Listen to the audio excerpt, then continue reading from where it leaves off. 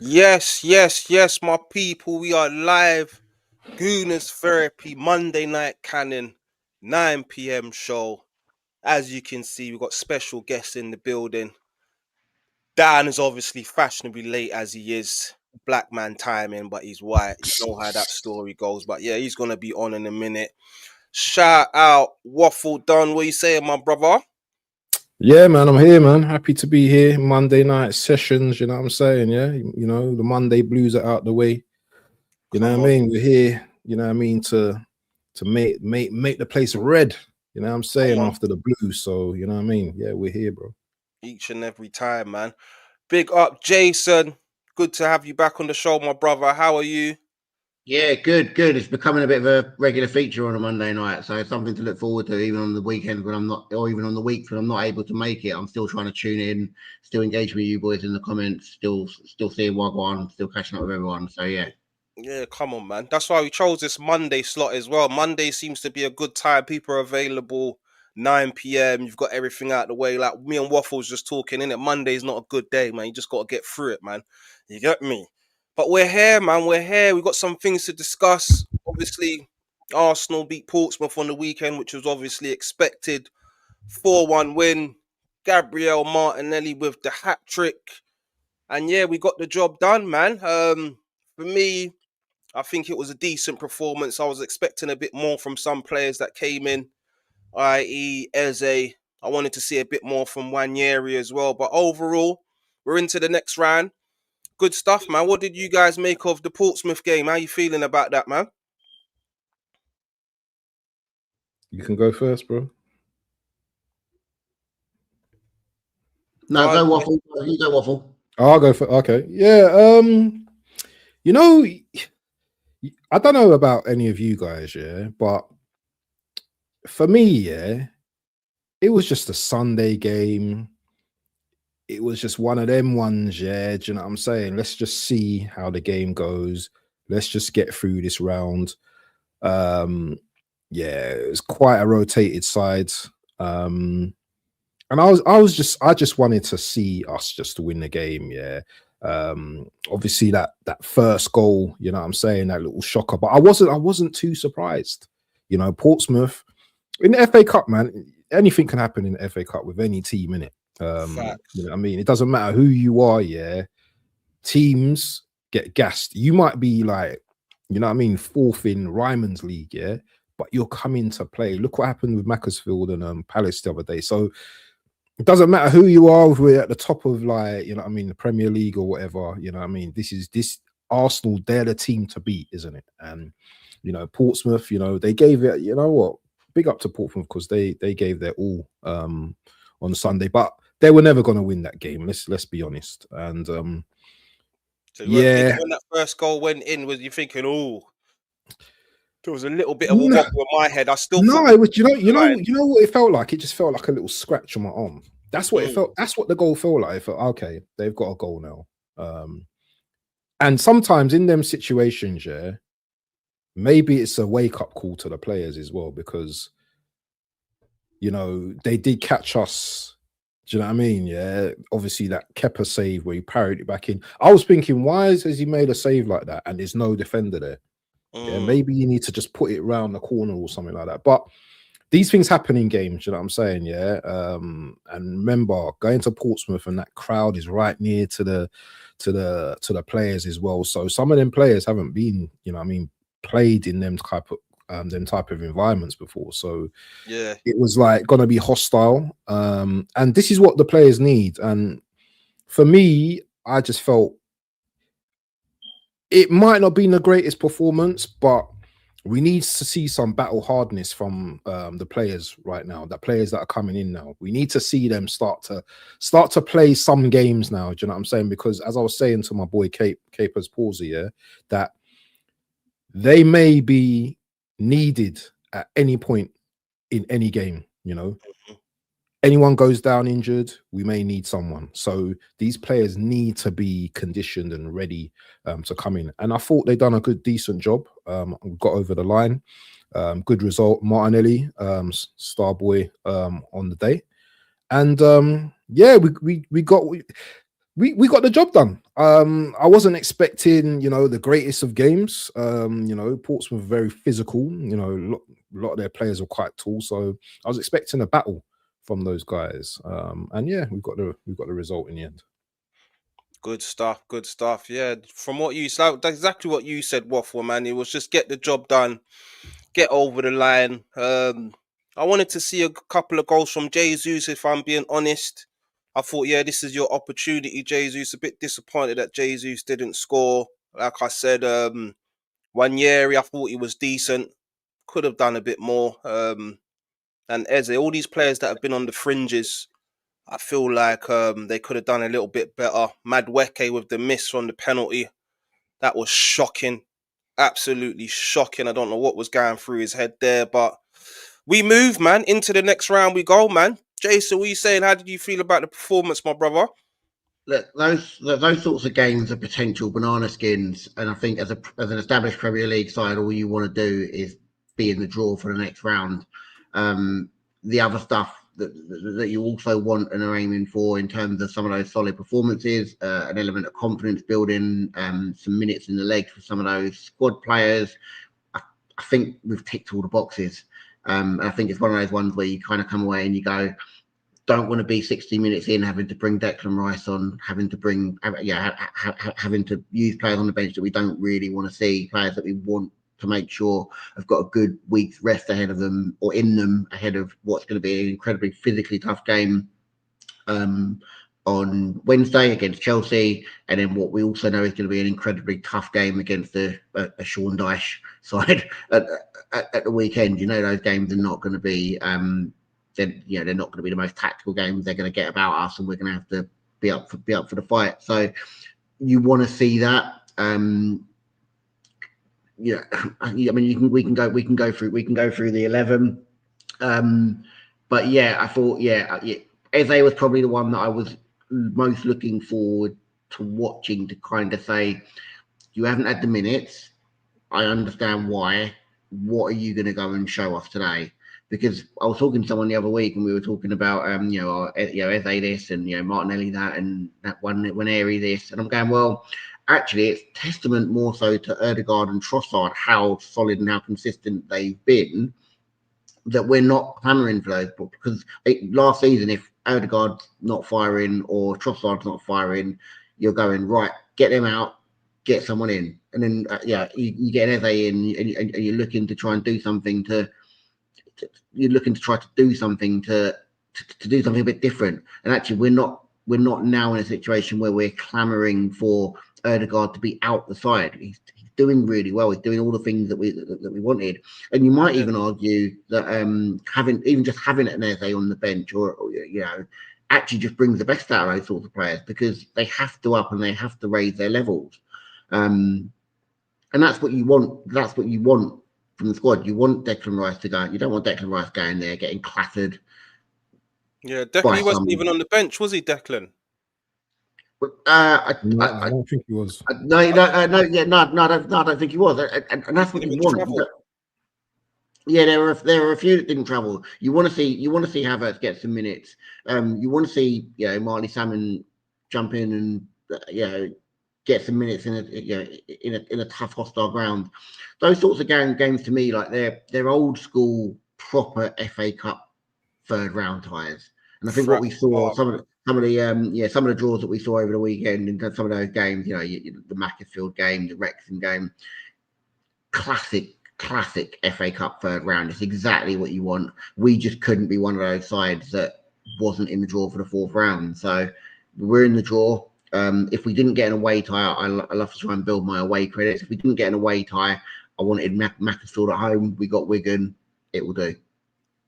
It will do. And touching on Eze as well, that's just another performance where you had the opportunity to say, right, I'm going to make my mark in this game. And it's just, we're seeing the same thing again from Eze. It was just not good enough to say, right, I'm going to take Odegaard out of the team or I'm going to give the manager a headache. So even Odegaard, he's been very good over the last few games, but there's been a few times where he hasn't been great. But even with that, I'm not upset if Eze is not starting, if I'm being honest with you, because I don't feel like he's doing enough right now, man. Maybe that's a confidence thing because he's in and out of the team. There's no momentum for him to build on, but he's got to be doing better for me, Eze. He's got to be doing better. But like you guys said, into the next round, Wigan at home. That's going to be another win, and then on to the 5th round, we go from there, man. Was there any standout performances from you in the game? Obviously, Martinelli's one of them. Was there anyone else that said, "Okay, you've turned up to this game"? I thought Marino played all right, You know what? You're right. Some passes. I think I thought he was decent. But you know what? It's Portsmouth, innit? But in saying that, still, I still felt that he was decent, and he played well. He put in a lot of passes, put a lot of through balls into players like Jesus, Martinelli, but they just couldn't finish their dinner. And yeah, he was combative, and he was decent. So yeah, shout out to Marino. Yeah, he was. There was a few touches that I see from him as well when he picked up the ball. I thought, what? Is this what you're on, Marino? Yeah. Even if it's Portsmouth, I think that was one of his best performances I've seen in midfield from Marino. If I'm being honest with you, man, he looked good. Can't lie. What about you, Jason? Anyone stood out for you other than Martinelli? Yeah, look, no, I'm agreeing with that. I think Marino did. I thought Waneri's performance was positive. I actually thought, I know he maybe didn't get the goal, and he maybe didn't get he wasn't as solid in the attacking threat. But I actually thought he tried to play forward. He tried to be positive when he got on the ball. He tried to drive. He combined well. Obviously, it's very difficult for him because obviously there's a lot of talk in the media about his future. He's 18, and I think it sounds like he's decided against a loan move away, which I think is testament to his mentality. I thought his performance yesterday was good. I thought he outshone Eze. Which is no mean feat, given that Eze's a huge signing. I know Madueke missed a penalty, but I thought actually again showed some moments. We do really want players, and we've seen it with Madueke, we've seen it with Dalman, who have that ability to just beat a player and get to the byline and make something happen, because it just causes panic and pandemonium, and we haven't really had a player that could do that for quite some time. I wonder if I wasn't sure if my internet went there. Can you hear me? Yeah, no, you're clear. You're there, man. It's clean, man. Yeah. So I thought it was positive. Obviously, the penalties are the one downer on that. And that might just be an element of I know Dan said in his positive Dan said in his interview about having designated set piece takers. Anyone that's played football knows that before you go out on the pitch, the manager will tell you who is and isn't a set piece taker on that day. But Madueke may well have been playing with a level of confidence where he felt, look, I'm beating players and I feel like I need a goal. And maybe he was too confident. But you want that from your players. You want that level of. You want that little bit of spite. You want that. You want those players to kind of go out and make something happen and put their name on the sheet. And Martinelli was the one that went ahead and did it. Great performance from him, and we've got a real good battle going on that left hand side. The whole the whole of the preseason, everyone's talking about what left winger are we going to get in to replace those two because they're not good enough. And all season, both Trossard and Martinelli, they're just raising each other's level just like that. Like Trossard comes in, plays really well. It used to be Trossard would play terrible, so you go get Martinelli in, and then Martinelli would come in, he'd play terrible, and you go right, get Trossard in. Now it's the opposite. Now they're both coming in and they're both putting in big performances. They're both scoring big goals. They're raising each other's level. And I think you also see it on the other side now with Madueke and Saka. If Saka comes off and Madueke's come on, it's not like last season with Sterling where you're going, okay, this will be an interesting half hour. Like you're actually expecting him to get on the ball and commit defenders, and the players are looking to get him on the ball and commit defenders. His set piece deliveries are good. He beats players for fun. That's what you want. You want exciting wing play. The idea of getting the ball, cutting back, playing back to the winger, playing back to your fullback, and the ball just recycling on the other side. We don't get that with our wingers at the minute, and it's good to see for me. Yeah, I think Madueke, apart from the penalty miss, I thought it was a positive performance from Madueke, to be fair. He was going forward, beating players as he does. That's how he won the penalty. So yeah, Madueke looked good apart from the penalty miss. Like you said, he was confident enough to step up and say, you know, I've won the pen, I'm going to take it. I wanted Jesus to take it, to be fair. I think your striker should be taking the pens, but yeah, it was good stuff. And then touching on the Trossard Martinelli, for me, Trossard still starts over Martinelli for me. I've seen Trossard start in some games where we just need more from him, and he just goes back to the same Martinelli head down settings. He's too inconsistent, but hopefully with that hat trick, we'll see some good form for him. I'm not too sure if he will start against Chelsea midweek. I think we need to be taking that game very serious. So me, myself, and I'll be putting Trossard out there and trying to get that job done over at Stamford Bridge, somewhere where we haven't really fared well over the last couple seasons. We haven't had no losses, but I think it's 4 draws in the last 4 games against them. So we need to right that wrong. But there's 2 legs at the end of the day. So if we was to go over there and get a draw, I don't think it would be the worst thing, being that they're coming over to the Emirates. Pretty confident we're going to go through against them, but I'm not writing off penalty shootouts in the second leg with it finishing level over two legs. So we'll see what happens there. Let's go on to the Chelsea game, actually. How are you guys feeling about that? Would you go strong for that game? I know Dan touched on it as well. For me, the FA Cup, obviously, I want to win that. That's important. But the Chelsea game and the Carabao Cup, I feel like the Carabao Cup will prove to be important this season if we can win that, get over the line in March, and hopefully that will push us on to win some more major trophies and give us that confidence and that belief that we can win trophies, because it's been a long time, as we know. FA Cup 5-6 years ago now, whatever it is, it's time to start winning. So yeah, for that Chelsea game, how are you feeling about it? Would you go strong for that game? What's you guys' thoughts on that? You wanna Go on, go? Waffle. Oh yeah, no doubt. For me, yeah. See, I don't, I don't do this not prioritizing a cup. A cup is a cup for me. Yeah, do you know what I mean? I've been brought up on a Milk Cup, Carabao Cup, whatever you want to call it, Worthington Cup. It's a cup to me. And as far as I'm concerned, when you're in the semi-final, you're literally what 2-3 games away from lifting that cup. So yeah, it's very important that we go strong, especially against Chelsea, who I can't stand. We need to beat Chelsea, man, because they've got a new manager bounce right now, and they're going to be probably confident going into this game. Liam Rosenior, we don't quite know the system that they're probably going to play against us as well. So we don't want Liam Rosenior getting one up on us. In the first leg. Bro, I'll be happy to go there and just get a 1-0 in the first leg, because I know if they come back to the Emirates, I know we beat them. So, I'm not afraid of We'll Chelsea. beat them at the Emirates though, because they keep coming over and getting draws. So do we know? Nah, yeah, but that's all we need. That's all we will need is a draw. In if we're winning 1-0 at Stamford Bridge, that's all we will need. But they're without Caicedo in that midfield as well, so that's a big miss for me. Is Cucurella out as well for that game? What happened to him? Did he get sent off the other day? He did, didn't he? Yeah, but I don't think that affects the Carabao, does it? I think Premier League it does. Premier League it does. Oh, but not Carabao. Yeah. If he got sent off in the Premier League, yeah, he did. Oh, it affects the Carabao as well. He'll miss the Carabao Cup. Yeah, he will. Yeah, so that's literally that's a 1 game. Is it a 1 game ban he got down? Because if he had a 1 game ban, then that Chelsea FA Cup game, that will be his suspension there. So he should be back. When did he get sent off again? Remind me again. What game was against Fulham, innit?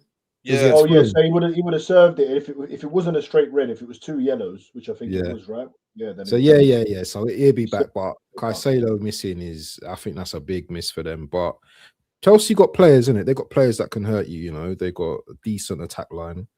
And they're decent in midfield, innit? Yeah, they're decent all round. But I just feel that it's time. It's Arsenal's time. I feel that this season in particular, I think that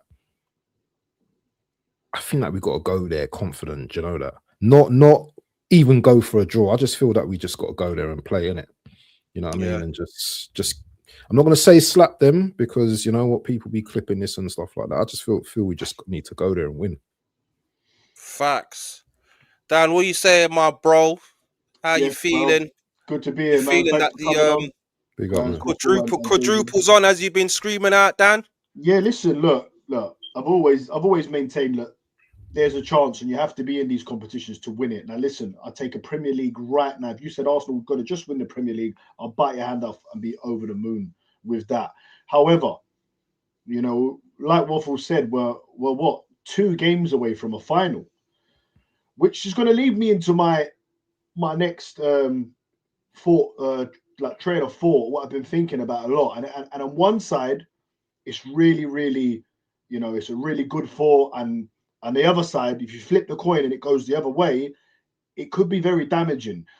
This Carabao Cup for me, and I've been saying it from the start, it's more important than the FA Cup. Now, listen, if you say which would you rather win, you say the FA Cup. But right now, this season, I would say the Carabao Cup because of when it's played.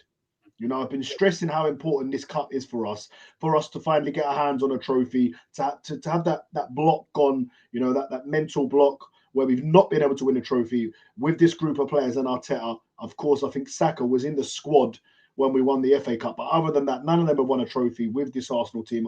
Arteta's yet to do it with his own group of players.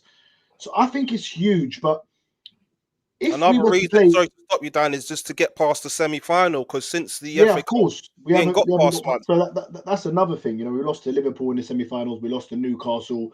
I think it was Villarreal even in the Europa League. If you're going to go even further back, so that's 3 semi-finals that we failed in.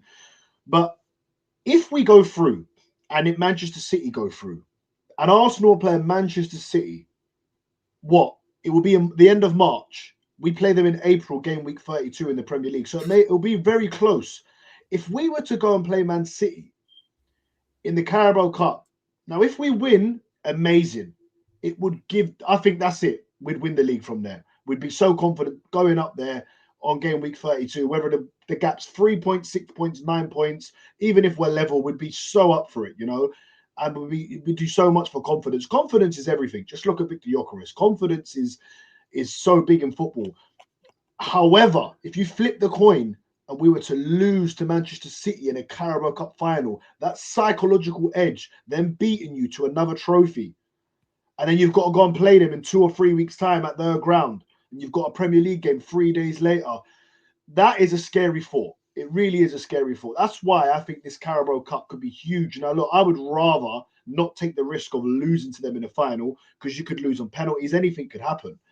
I'd rather play Newcastle in the final, you know, and just hope they go out to Newcastle. But it looks like. Are you saying that from what you're talking is that you just think we're through basically? We're going to beat Chelsea. That's what you're feeling. No, not at all. Listen, not at all. You know, I'll have to see the lineup first. Go on.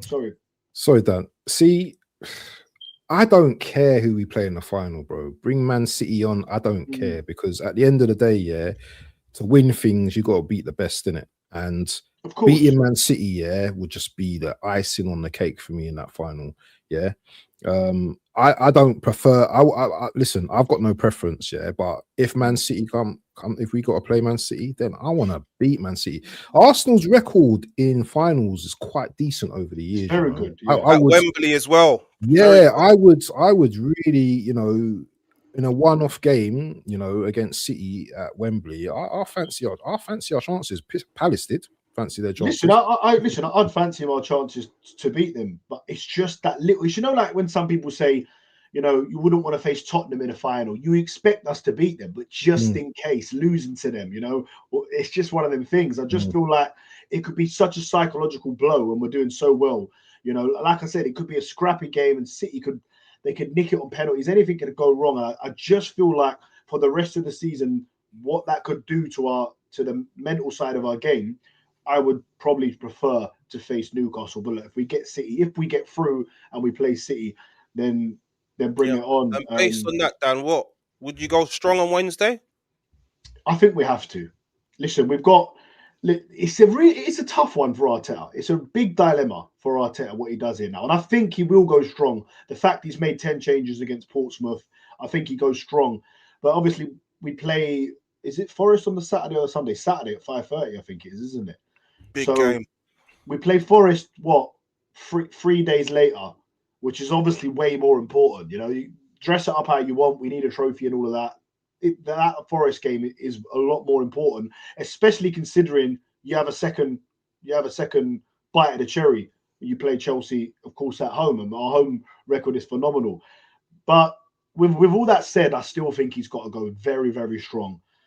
I was having this talk with Lee Judges on the watch along, and he said he wants to go and play everyone but Declan Rice. And as Waffles just alluded to, of course, Caicedo's not fit, so maybe we could get away with it without Declan Rice. But I personally think he's got to go strong. Go strong, get one foot in that final. I would start Declan Rice myself. I would start him as well. It would give the dressing room such a lift as well. Going into that game against Forest, if you go up to Stamford Bridge, you beat them, you've got 1 foot in the final. And listen, sometimes playing games and winning games and confidence, players like to play every 3 days, and it keeps them in a rhythm and keeps them in flow. It's only burnout and injuries that you have to really be a bit skeptical about. But they've all had a rest on the weekend. So, the majority of them have had a big rest on the weekend. So I think they should be ready to go Wednesday, Saturday. And I would go very strong in that game. It's the only thing that I'm thinking about is Hincapié's injured, Calafiori's injured. So personally, myself, I wouldn't be playing Lewis Kelly. I would push Timber left back and White right back. Yeah, that's what I think. If White can play another 90 minutes because he's just come back from injury. The last time he played in 3 games in a row, he broke down again. So whether we'll see that or not, I'm not sure. No, Lewis Skelly, look, listen, I've been critical of him, right? I was doing that watch along with AFTV, and all of the comments, people were just being too harsh. Like, I was criticizing him. Don't get me wrong; he was making some rash decisions, and he set up or helped set up one of the goals with a quick free kick. But I don't think he's been as bad as people were making out. He's had some very bad moments. But Liverpool, he was getting cooked by Frimpong. He was getting cooked. He was, and it's very. This is why I talk about confidence, because last season it's like everything happened so quick for him. He scores against Manchester City, does the Haaland celebration, he gets an England call up, he scores on his England debut. Everything was going so well. And me and you, Dan, at the start when we first started this podcast, when we was in the studio, was discussing whether Calafiori or of course Skelly. And I said Calafiori just because he's a man and I just feel he's strong, and if we want to win the Premier League, I think he would be the better option. Listen, I think he's probably been our best defender this year. It's touch and go with a few of them, really. But I think Calafiori's been absolutely outstanding, and I can't wait for him to get back. I wouldn't say personally he's been our best one. I think I put Saliba and Gabriel over him. I think Saliba's been the unsung hero this season. No one really talks about Saliba no more, but yeah, he's been solid. But Calafiori, as you said, I think he's been one of our most improved players, because at the start of the season, as you said, I wasn't even going for him. I was putting Lewis Skelly in front of him because I thought he was a bit of a liability defensively, but he's come even when he went in centre back, Dan, he was absolutely phenomenal. That game. Who was that? Was that in the Champions League when he went centre back? Can't remember now off the top of my head, but whoever it was, Palace. I think it was Crystal Palace. I think it was him and Saliba, and he was really, really good. But does anyone know the time frame of when he's coming back? Calafiori? I'm just seeing muscle injury for now. Yeah, I've just seen like weeks. So late Jan. Yeah, so hopefully. What about Hincapié? How long's he out for? Because that one's when he came off, it didn't look good when he went off. Yeah. I'm seeing late jam as well, but it's saying hamstring injury. So, do you want to touch on what you guys were saying? Because I said the exact same thing in my fan cam the other day. I think Marino, that's the best game I've seen him play in midfield. I think he played another great game against Ipswich. I think it was Ipswich the year that they went down. He played in a more advanced role in midfield, and he was really good. Like some of the flicks and touches, but I thought he was excellent. I mean, he showed Ethan and Eze that's how you play when you want to start the next game. Because he had something in his eyes, man. He was like, okay, I haven't been playing for the last few games. I'm going to make a point in this game. And I couldn't believe what I was seeing out there for Marino, because I've been his biggest critic playing in midfield. I said, I don't want to see him there again, but he had a good game, man. It's good Yeah, out of game. all the peripheral players, he was definitely by far the best. Probably apart from Martinelli, because obviously he's got the hat trick, was probably the man of the match. And Dan Martinelli, what are you saying, bro? Because he's got 11 goals this season. He's our top goal scorer now. You said you wouldn't start him on Wednesday. I think he has to start. I mean, look, if it was a Premier League game, We've seen this before, though, Dan, where he's had good Yeah. games and then Arteta's put him in against a high opposition. Let's remember it's Portsmouth, who he's played against. He's had the confidence to put him back in again, and he's let us down miserably. I've seen it oh, yeah, too but many Dan, times. I think when you score a hat trick, and then you've got another cup game, it's not like it's a Premier League game. I think you'd be crazy not to play him. He's confident. Confidence is such a key thing in Nah, I football. don't know who's going to be their Listen, right back. Who's their right back? when Martin is it Gusto? When Gusto. Martinelli? When Oh no, he's not Martinelli, going to do well against Gusto, Dan. Sorry, he's not Dan, going to do listen, well when against you him. have confidence, trust me, confidence is key in football. And I think he has to start for me. If you've just scored a hat trick, you're going to be on super confident. For me, he has to start, man. And do you know what? So you would start? All of Would us. you start him against Nottingham Forest as well? Do you know what? Do you know what, Dan? Do you know No. what? I would even play him down the middle, mate. I know Yeah, we've but all touched on we've it. A been lot of screaming that our out. We've been players. screaming that out since the start of the season. Since last season, we've been saying that. But I just Because don't think Arteta's going to put him there. Can't see it. I would love to see it even more now when you see him scoring those headers. I remember him scoring a few headers in his early days in the Europa League under Emery. I think You know, Jamie's he's agreeing got with you. pace. Yeah, he's agreeing Yeah, with you. They've got to start Martinelli Cup game after scoring a hat trick. You got to. I'm sorry. I've seen it too many times with Martinelli. I've seen these great performances. I've seen these goals, and then he's inconsistent, man. And I think you've already alluded to how important this game is. So I'll go with my best left winger. And at the moment, I still think that's Trossard. 6 goals in the Champions League. I think he's broke a record for us, the most scored in every game in the Champions League. Is that right, Jason? I think that's right. And I think he's got 2 in the league, and then 3 now in the FA Cup. Yeah, don't get me wrong. I wouldn't be upset if he starts. I wouldn't be upset if he starts. Martinelli, could he get 20 goals this season? You know, could he have a 20-goal season? Because when Martinelli was on fire in his best season, 22, 23, it was all about confidence. So Yeah. I mean, just before you came in, Dan, I was making that similar point. It's funny that over the summer the whole talk was who's going to be the left winger that's going to come in and displace one of those two. But actually, between the pair of them, they've both come in and given us big performances, big goals, consistency. They're raising each other's level, and that's what you want to see when you've got a squad as strong as ours. You're seeing it on the other side with Saka and Madueke. Madueke's coming in. I mean, I'm similar to you, but I also saw Madueke score an absolute worldie and then not touch grass for a couple of weeks because his defensive performance wasn't exactly the level that Arteta wanted it to be. So yeah, the guy's a bit of a madman in some ways, but that's the level that that's the level that he's asking of his players. I don't think the defensive frailties, you don't see those from Martinelli. So I think he'll want to ride that high, and I think we'll probably see him start. But then we've seen. I think he'll start. I'm pretty sure he'll start.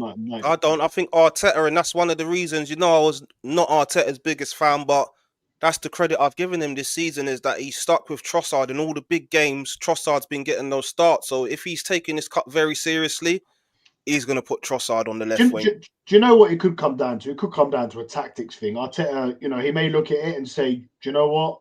Martinelli suits playing a Forest away more, and Trossard suits, a more probably going to be more of a game that's on the ball between Arsenal and Chelsea, more of a technical game.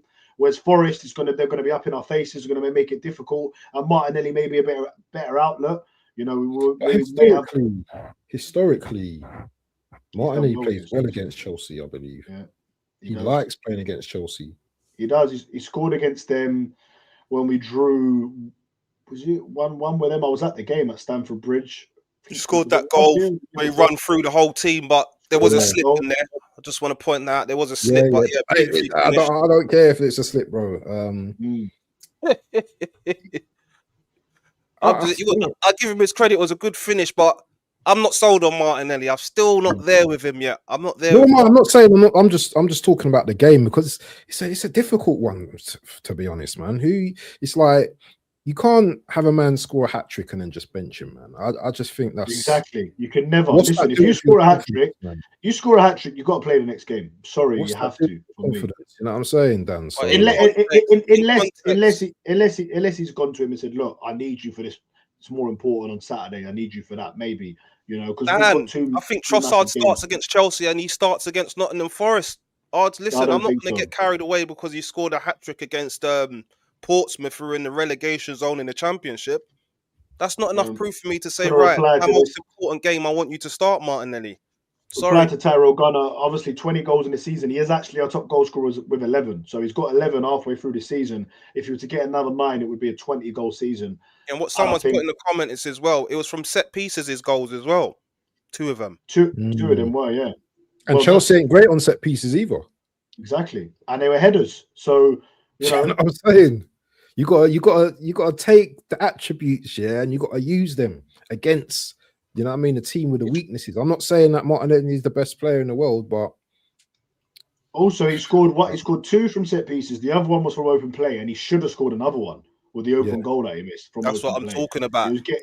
He was getting in good positions. it depends who you match him with as well, playing up front as well. Because if Jesus is up front, then Martinelli suits, you know what I mean? Him and Martinelli seem to have some kind of good chemistry in it. So Go on, Dan, say it. I would start Gyökeres. I feel like this is the perfect game for him. And I No, think I wouldn't.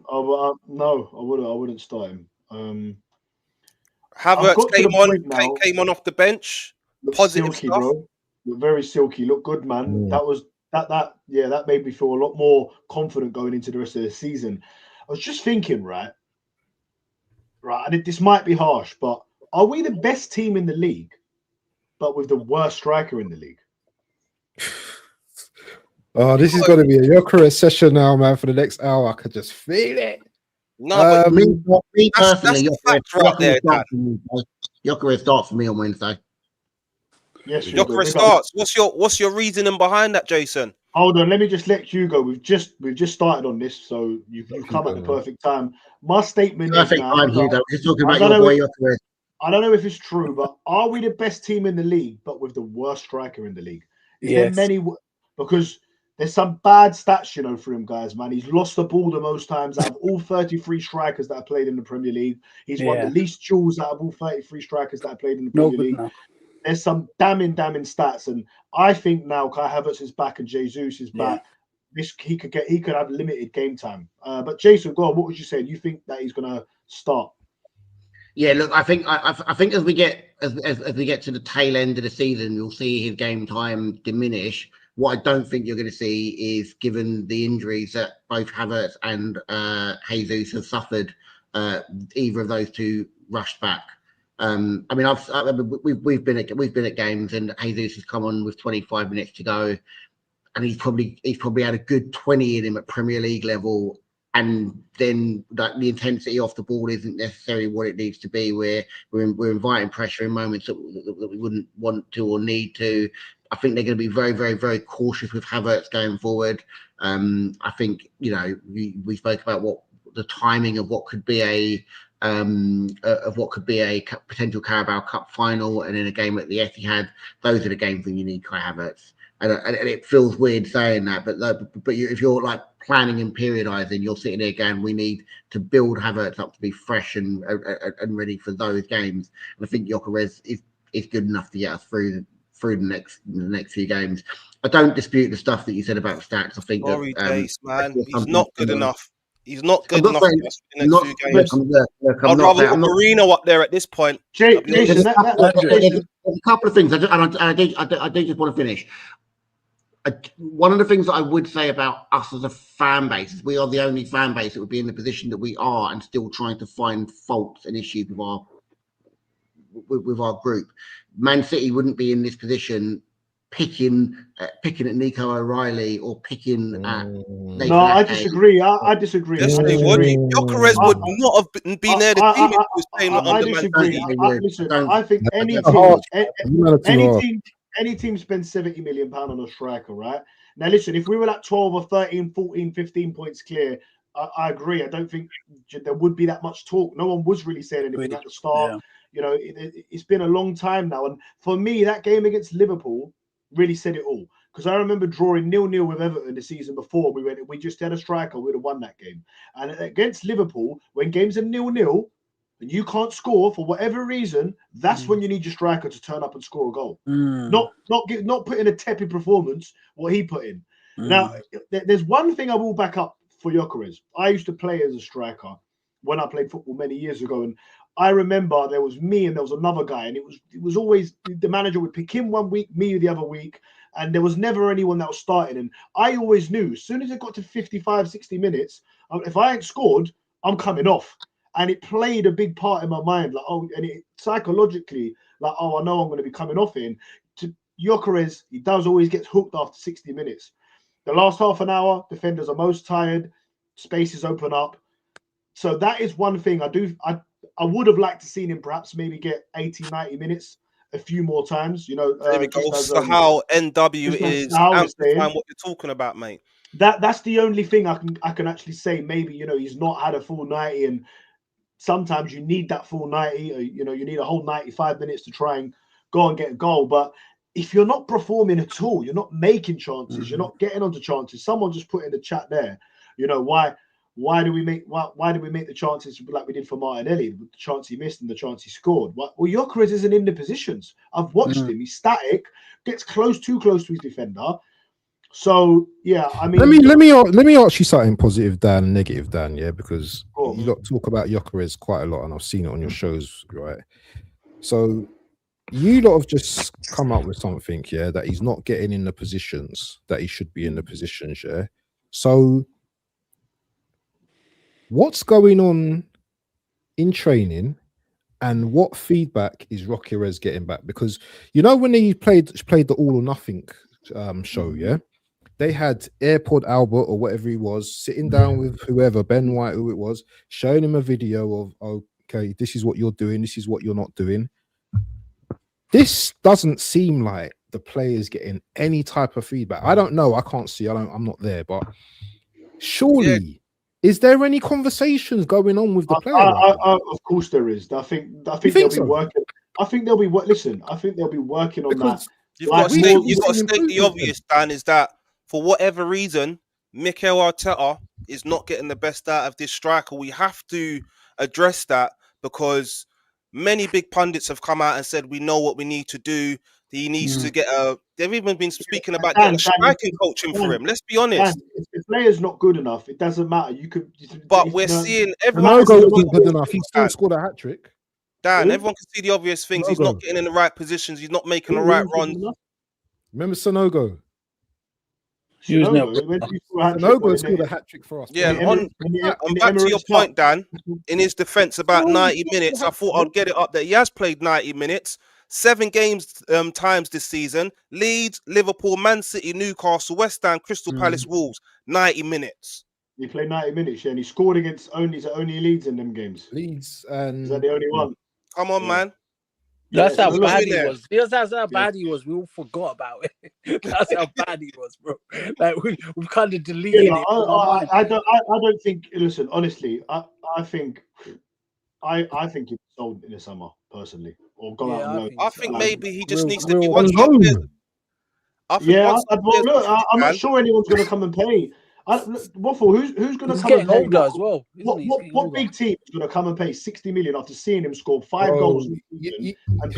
You know how I think he could go loan. I reckon he'll be on back on loan to Sporting Lisbon. That's what will happen. You know how I see the lose money on that asset, man.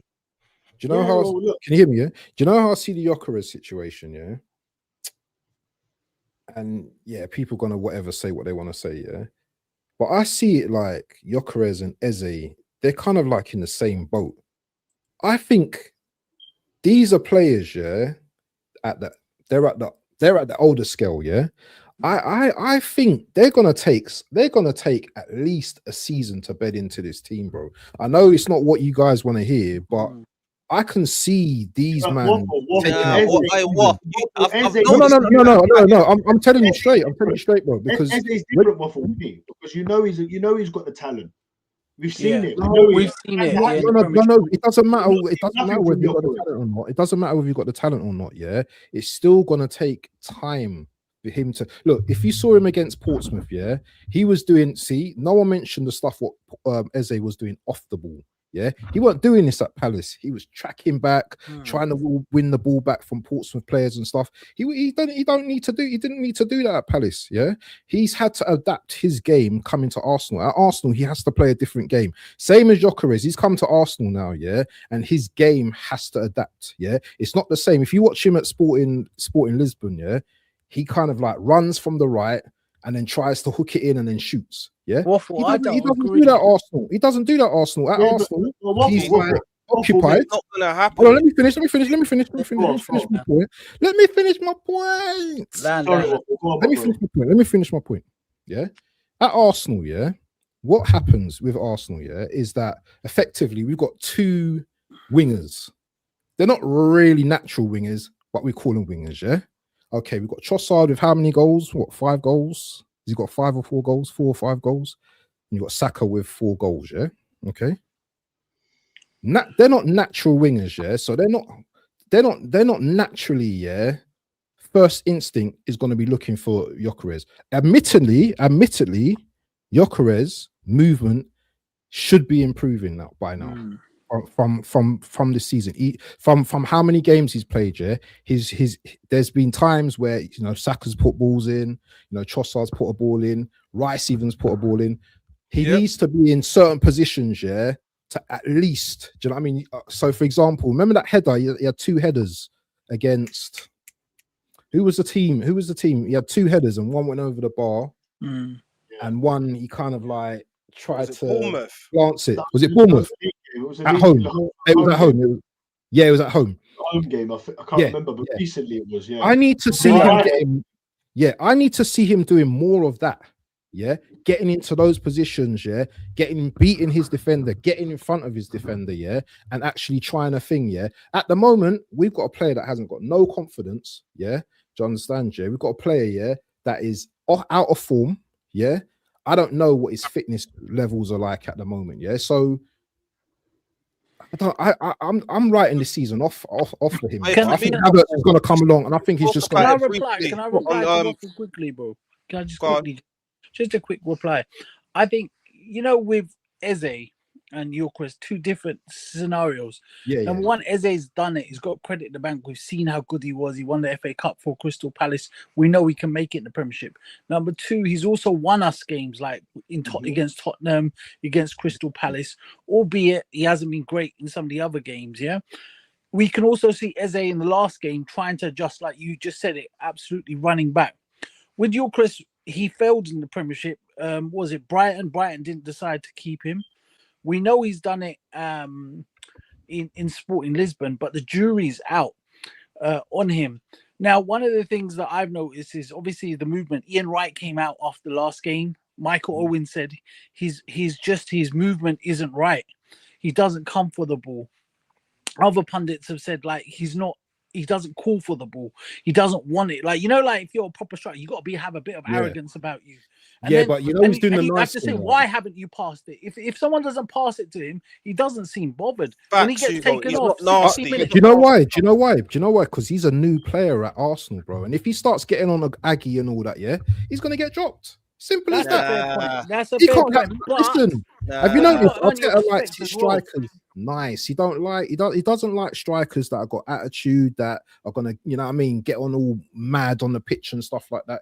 He likes his players to be nice. So I can't see Gyökeres doing that. I can't see Gyökeres' personality coming out right now. I agree with you. I probably agree with you on that point. Yeah, I probably agree. Maybe next season you might see a bit more, because you know what? Yeah, you can't go through this whole season and just score 5 goals. Yeah, he needs to put some more goals in the net. But I just think that at this moment, he's just come to Arsenal. He's got to be nice, innit?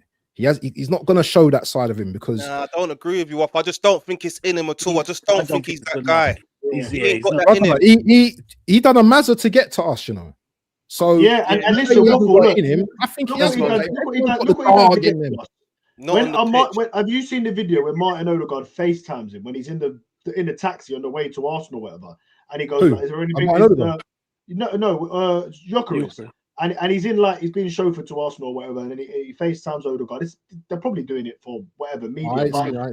He says to Martin Odegaard, but Martin Odegaard says to him, just give me the ball and I'll score. What can I do for you? No, and he goes, all I want from you is assists, like confidence. Assists, like he was confident coming. That was acted, Dan. They told him to say that. Come on, man. But, well, listen, he still come out and said it. Look, at the end of the day, yeah, with Eze, like Hugo said. He's won us a game against Palace, right?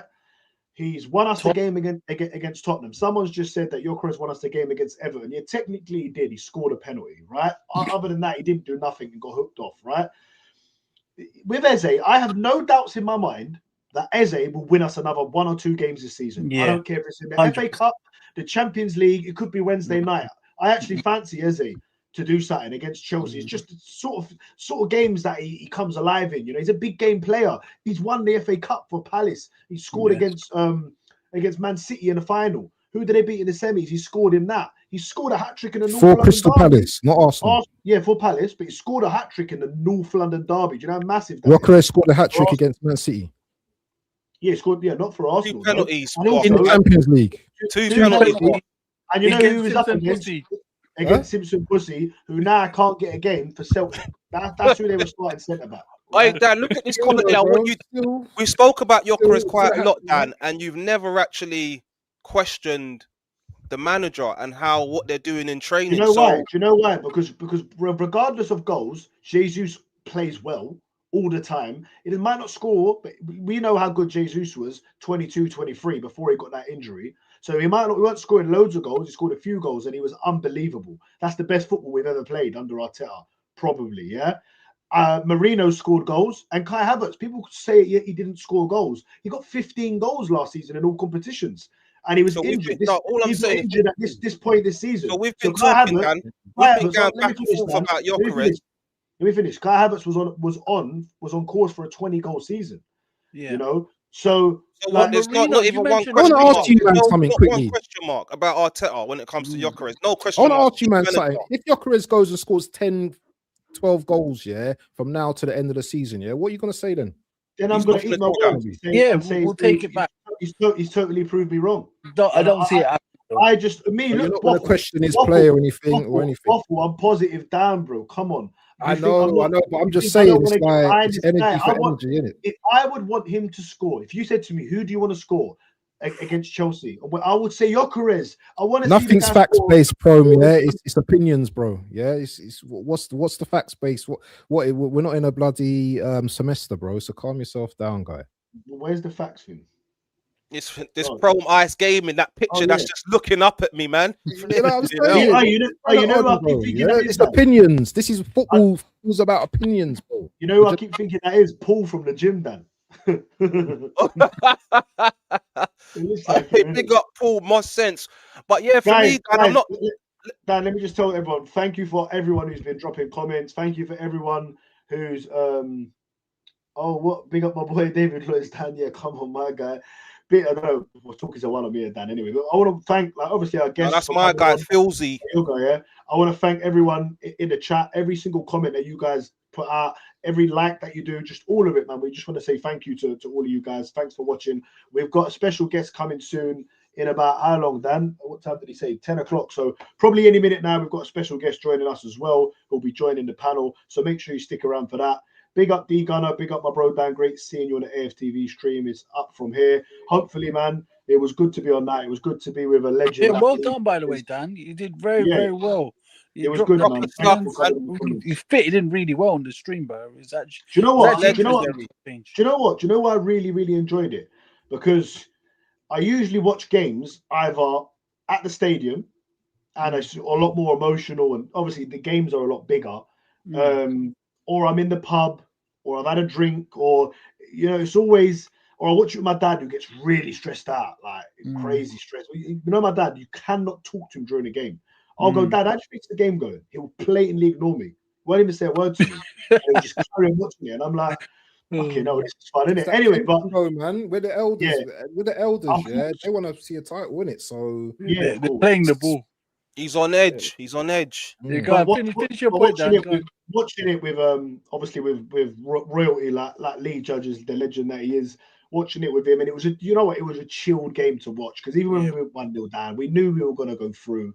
So yeah, it was. I really enjoyed it. I thought it was going to be a lot harder to watch without the sound because I'm so used to listening to the sound, but it was actually I got used to it really quickly. It was actually all right because we're chatting between each other. It was actually all right.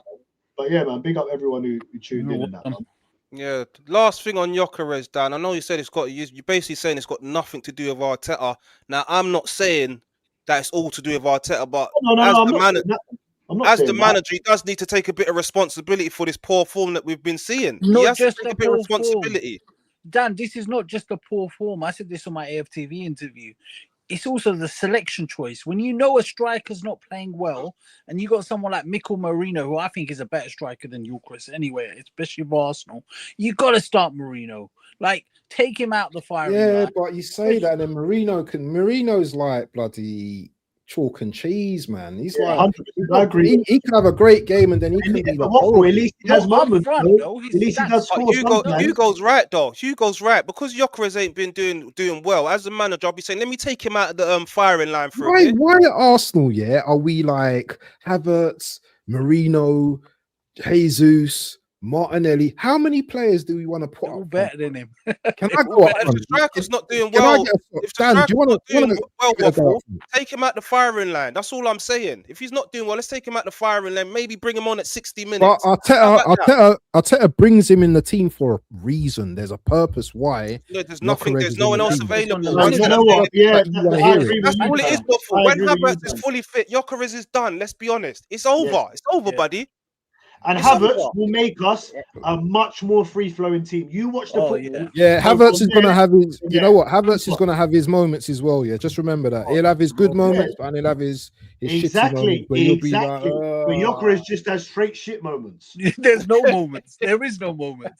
Why are you upset, Jason? I can see it. Jason's not happy with this conversation right now. No, listen. Havertz will score a clutch goal. Yeah, you're right. Earn us 3 points. And the next game, he might miss an open goal, whatever. But he's already earned us 3 points the game before. Yeah. He's done something amazing. He's, you know what I mean? Like, I've gone through the big goals he's scored us. I've watched him at the Emirates light it up. 2 goals against Chelsea in a 5-0 win. I was away at Tottenham when he got the header and scored from the corner. And Brentford. He got the winner, and Arteta got the headlock. Luton last minute. Luton, he scored a 3-3. There's loads of these moments. That's when I converted. I was like, and back to my point on that, the fact that I'm asking for Havertz to come back says it all. Yeah, because you know where I've been at with Havertz. The fact that I'm calling for Havertz to come back, that is a damning assessment on Victor Gyökeres that I want Havertz to come back, and I'm missing him. I'm fucking missing Havertz. I can't believe I'm saying it. I'm missing Havertz, bro. What's going on? You know what, Dad? In a month's time, I'm going to ask you, are you missing Havertz? Yeah, and you're going to be like, Havertz in the Champions League is brilliant. I watched Havertz against PSG last year at home when we won. He absolutely, he was such a bully in that game. He was brilliant. This ain't the same Havertz, man. Is he coming back better? How's he coming back after this injury? That's what I need to see, innit? I need to see that. So. Yes, yet to be. Is he going to take us? Is he going to take us to the promised land where we've never been? He's going to score. If he can do that, then that's cool. Then we can keep all 3 of them fit. What I think we have is options. I think what we have is the ability to do different things, and obviously you then got Merino. I mean, I've tried to defend Gyökeres for as long as possible, and I'm still going to keep doing it because I just think that when we're in the phase that we're in. I just think trying to find. I mean, look, the fault's there. I think opposition fans are supposed to be doing what our fans are doing, which is absolutely hammering the players that are not performing. We have got massive games coming up, and I think he's pivotal to that. I do think it'll be interesting to see. I think someone made a point about fitness and those sorts of things. I think he probably didn't get himself off to the best start, given that he didn't do anything at Sporting and then came in and didn't really have enough of a pre-season. Eze at least was able to kind of play the whole pre-season for Palace and then played in the Community Shield. So came in slightly better shape, probably physically and mentally. But he has to do better. He has to want to do better. And that's on him. if he's doing those things, the fans will get behind him. The goals will come. But like Ice Gaming saying, we want Arsenal to win. And for me, having players like that as part of that group and part of that squad are absolutely pivotal. I think the idea about playing Mourinho ahead of him, if Havertz, if Gyökeres has played a lot of games, you'd want to do that. But I think if you start doing that, you start potentially, battering people's confidences and that sort of thing. He's a professional football player. He should be able to play. He should be able to live with it.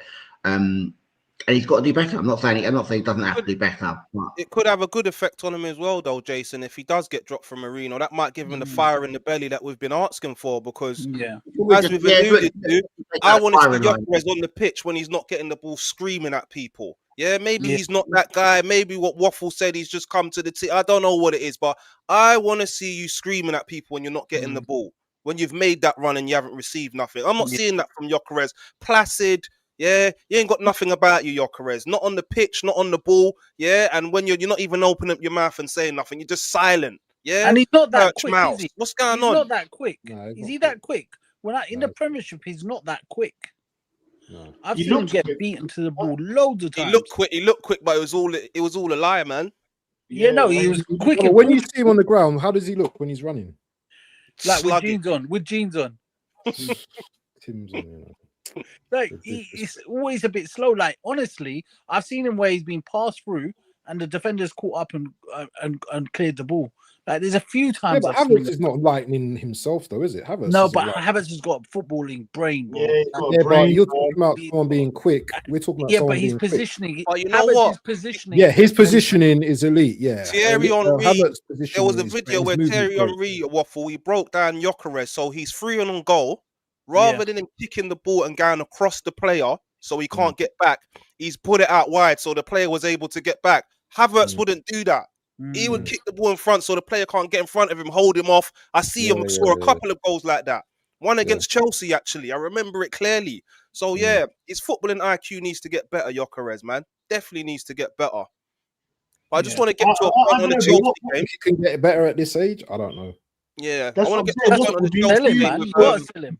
But Waffle, you said earlier, you think next season. So do you think like next season he's going to turn into a better player? Is that what you think is going to happen? Bro, your guess is as good as mine's. Yeah, I just think that my guess is no, that he won't. Based on what I've seen, based on the evidence, do you know what? He'll be on loan at Sporting Lisbon. That's what I think is going to happen. Nah, I don't know. I really don't know. I don't know. I really don't know. But as I said, if he starts banging some goals towards the end of the season, maybe. I don't know. Let's hope that he does. I mean, like, man, we all want Gyökeres to do well. This was the guy, man. I'm not sure we do. No, man, we all want Gyökeres to do well.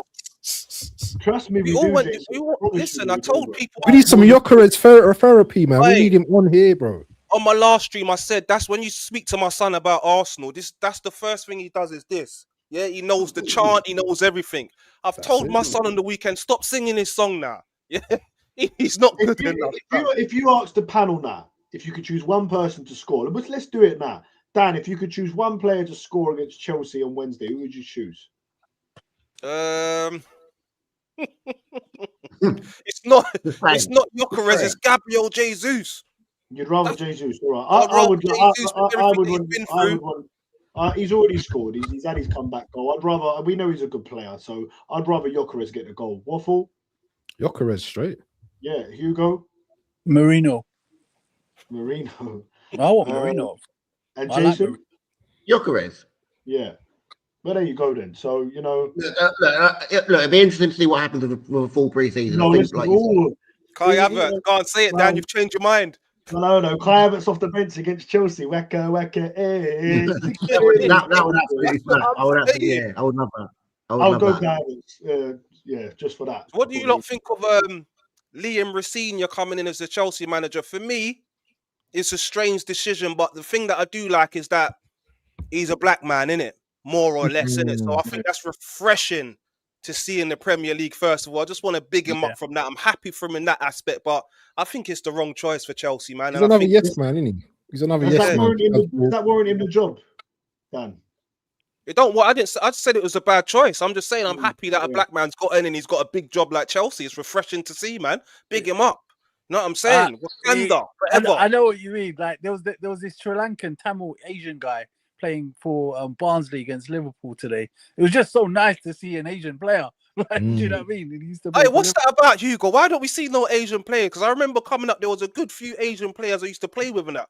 Why don't we see Asian, that? right? Just like because I know we don't want to digress too much, but it's a football channel. I think I want to speak about this actually because it's something that does bother me, bro. If you go to East London, like let's say you go Tower Hamlets, then Bengalis love football, bro. You see them all the time playing. You go Walthamstow, the Pakistanis love football. You go like West London, the Sikhs, the Punjabis. You go all around the country, bro. They are massive football fans, but there is some sort of structural racism. And you can't say it's all because all of us want to be doctors and lawyers, because half of them are fucking turning up to be drug dealers. Do you know what I mean? So that excuse the word. You know what I mean? But we need to have something like some sort of positive discrimination, because I think it will help with integration in the country. I think it will just open up so many things. I remember, like, you know, we all remember John Barnes when he came through, the racism he got. There was a number of Cyril Regis, a lot of them that come through. But now, like, there was a time, you guys, Waffle, you probably remember it, Jason might probably remember it, where black players were actually rare. Well, like, this is when I was young.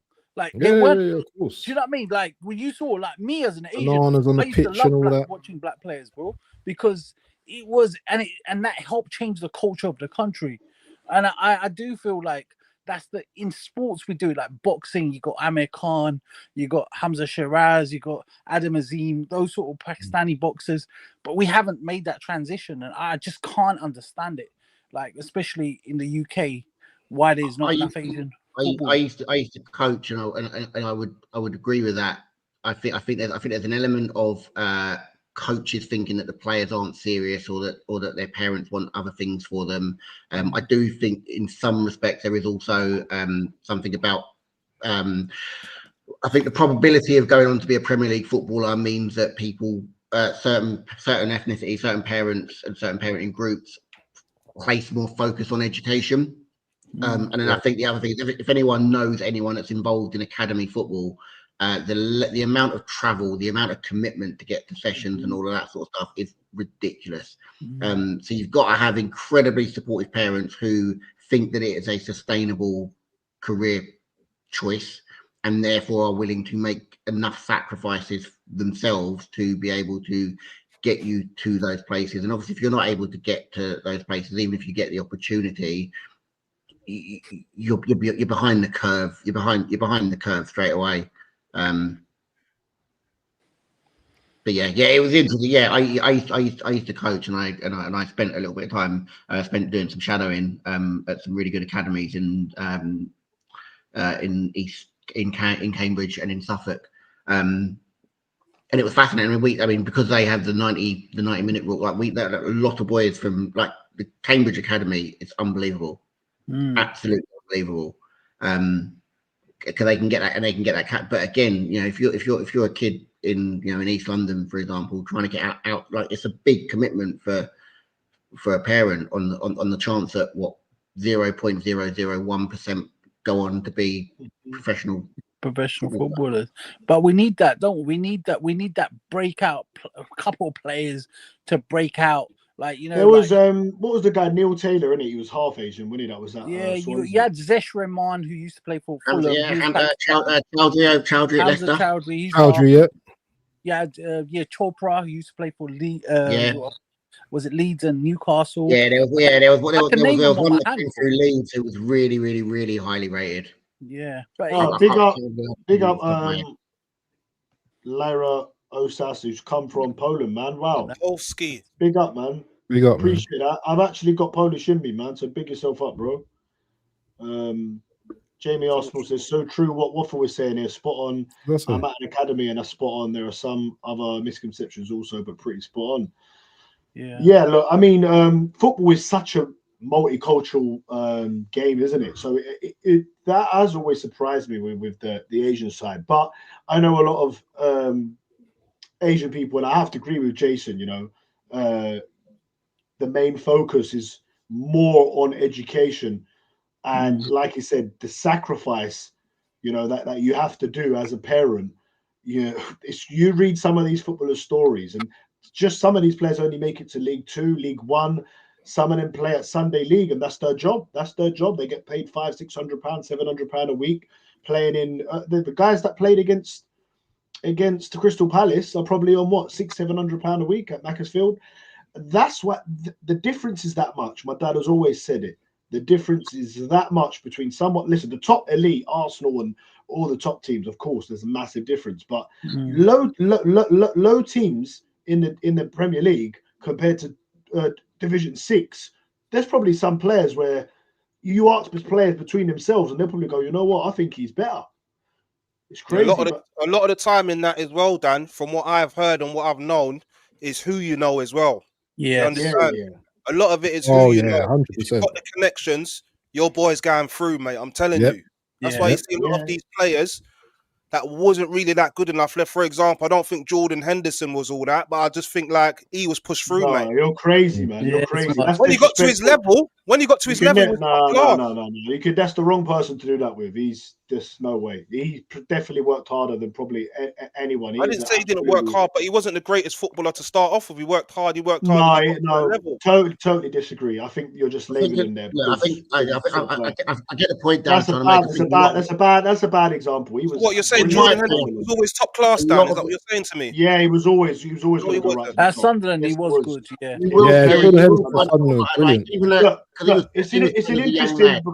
It's interesting because Marty's just coming in. I know he does a bit of coaching. We're just talking about how you doing, guys? Yeah, I'm here. Smart, man. Special guest. Signing in for my weekly therapy session with you Gooners. Good to see you. Every time.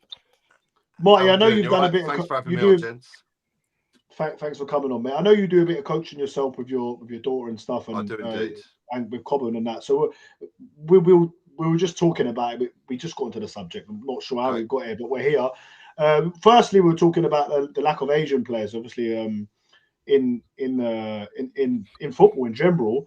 Okay. But also, then we were just talking about Dan talking about politics. He's just come out with a silly statement, I think, saying that Jordan Henderson. Opinion, Dan. I don't think it's silly. That's it. It is silly because he said that Jordan Henderson probably shouldn't have made it and probably got pushed through. Which he was an Indian player, maybe he wouldn't have got through. I don't know. I'm just saying that he had connect. I think he's one of those guys. I think Jordan, the guy who used to run, like he's known for his running and all of that. I think Jordan Henderson's a bad example. Alex Ferguson called him out once upon a time as well, saying that he wasn't good enough. He don't run properly. Do you remember that? I don't remember that, but I think Jordan Henderson was brilliant at Sunderland and very much deserved his move to Liverpool. And when Liverpool were crap, he was the only one who stayed. He's the only one that Klopp kept. He's a captain. He's won a Champions League and Premier League, and you don't go to that level. You don't go to that level by just. He's playing well now as well. Yeah, but you don't grow into a top class player if you were never that good enough anyway. It's like someone. You could say the same. Someone might say about Frank Lampard, but Frank Lampard worked harder than every player to get where he's at.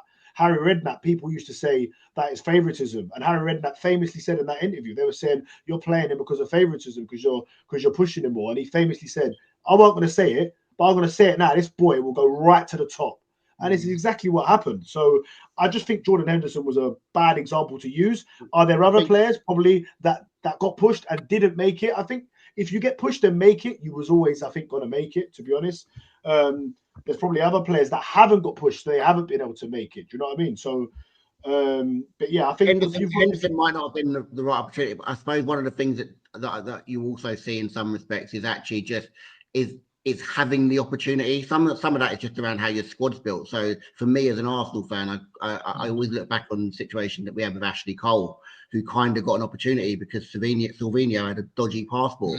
You know, they were all willing to sell him. He's gone on to go and be England's greatest left back.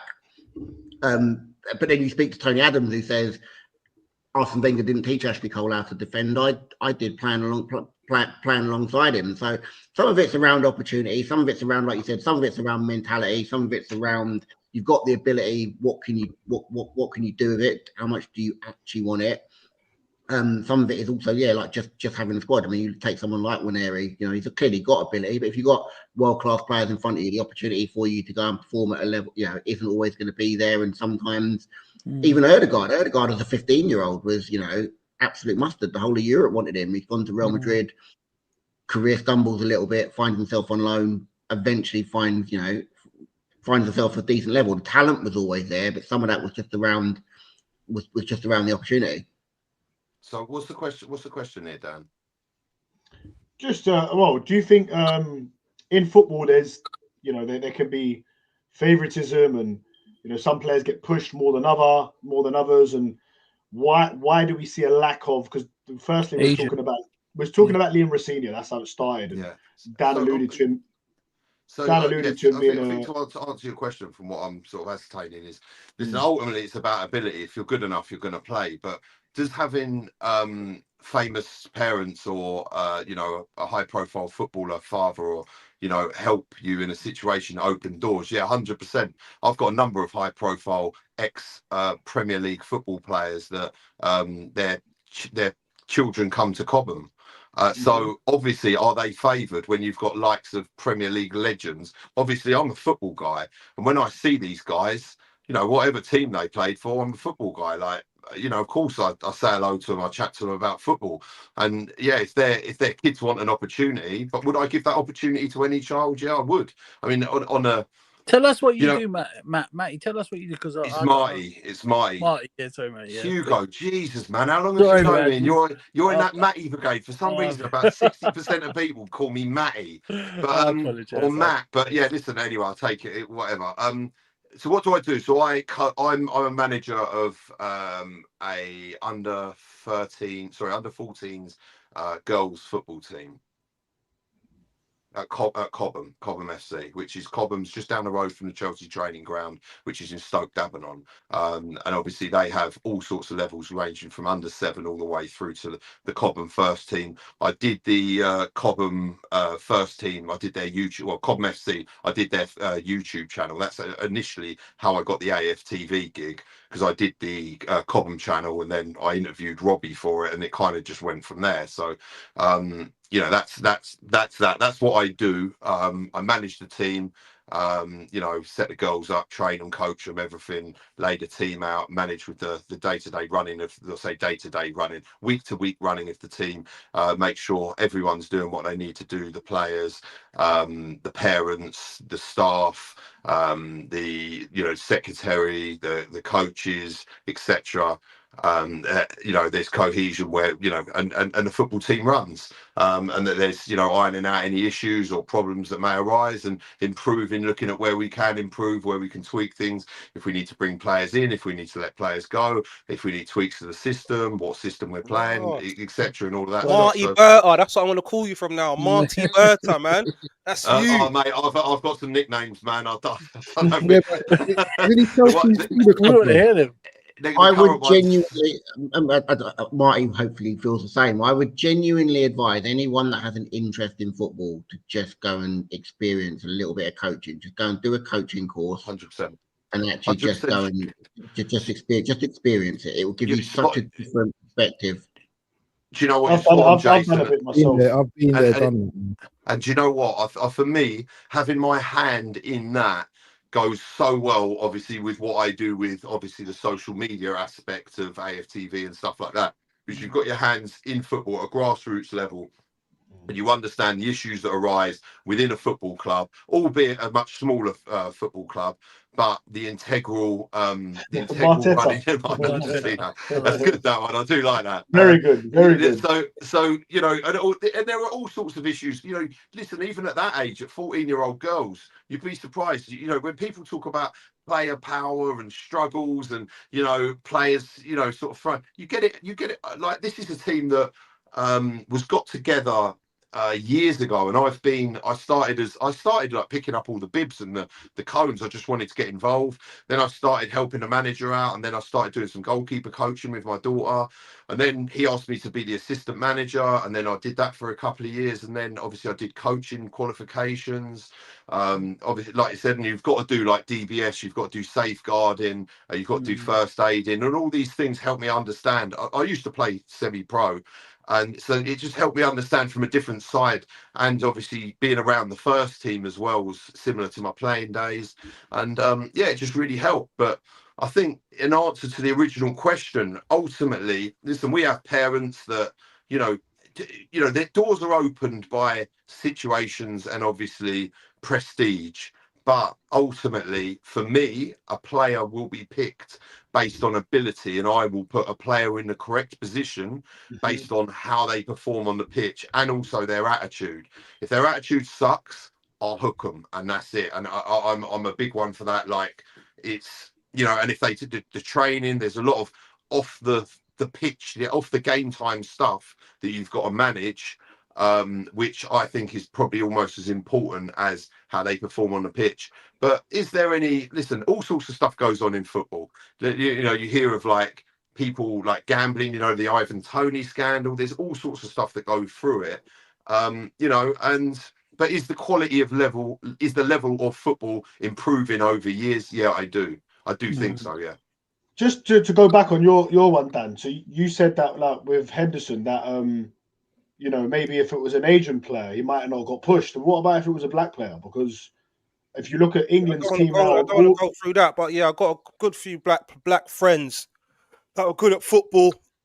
I know Jermaine Defoe as well, his brother, and they do have come say to me it can be harder for black players. I don't know about now, but back in the day it would have been harder for black players to get through. But I think over the years it's got more open.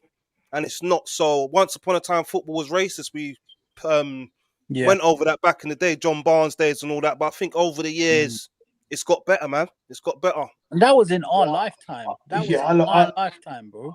Yeah, like, I don't think there's no chance now at all that like a white player would get picked over a black or an Asian player because of race.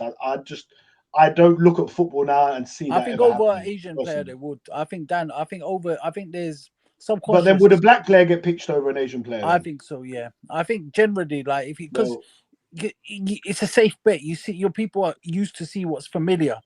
The fact that I can name you only 5. Let me tell you now, though, if that Asian player was much better than him, there's no way that they'd be choosing the black or the white player.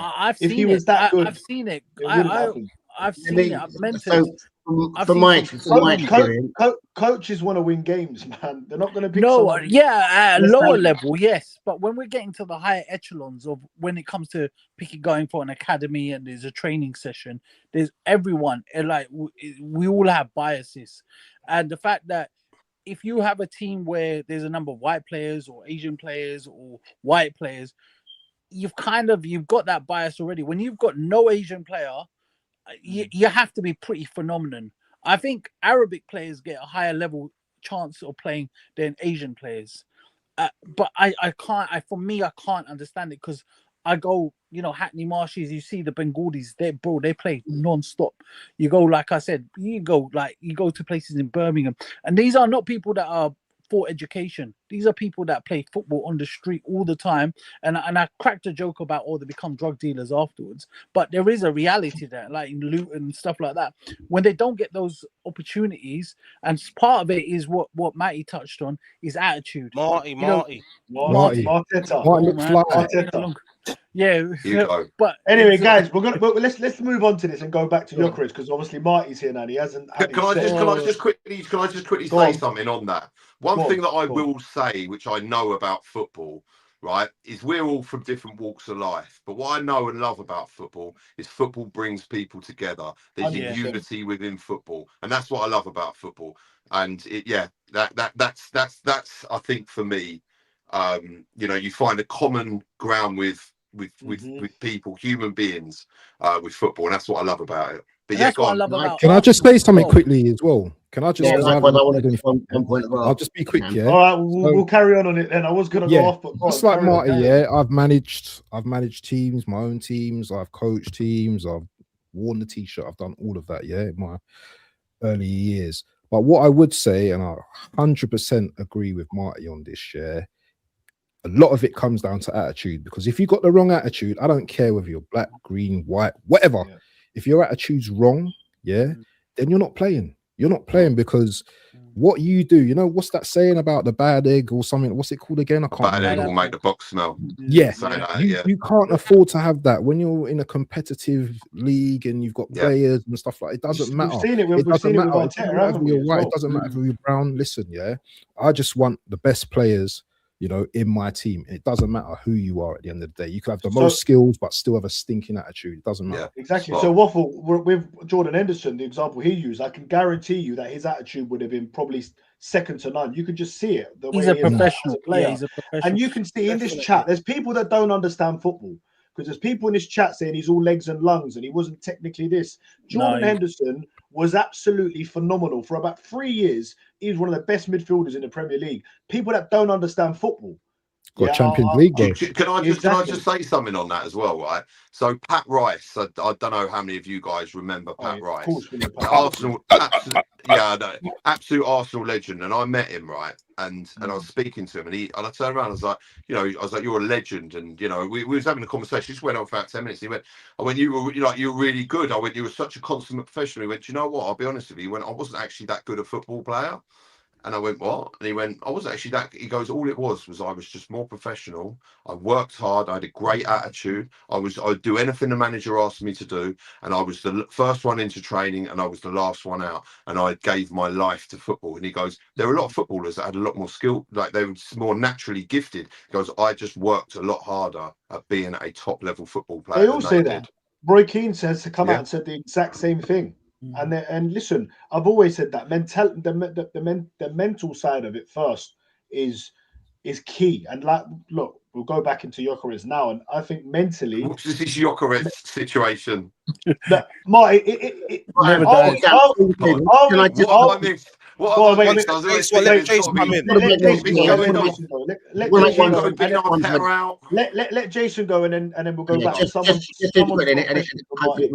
close the conversation. I think it's actually been a really interesting conversation. It just goes back to the point that Hugo made, and I think, and again, my experience is different because I've observed sessions at Leyton Orient, which is obviously an area in East London, but also observed sessions at Cambridge and Ipswich. And I think what we have now that we probably didn't have, maybe I think as Hugo's maybe alluding to and other people have, is what we have now is a much more diverse set of coaches.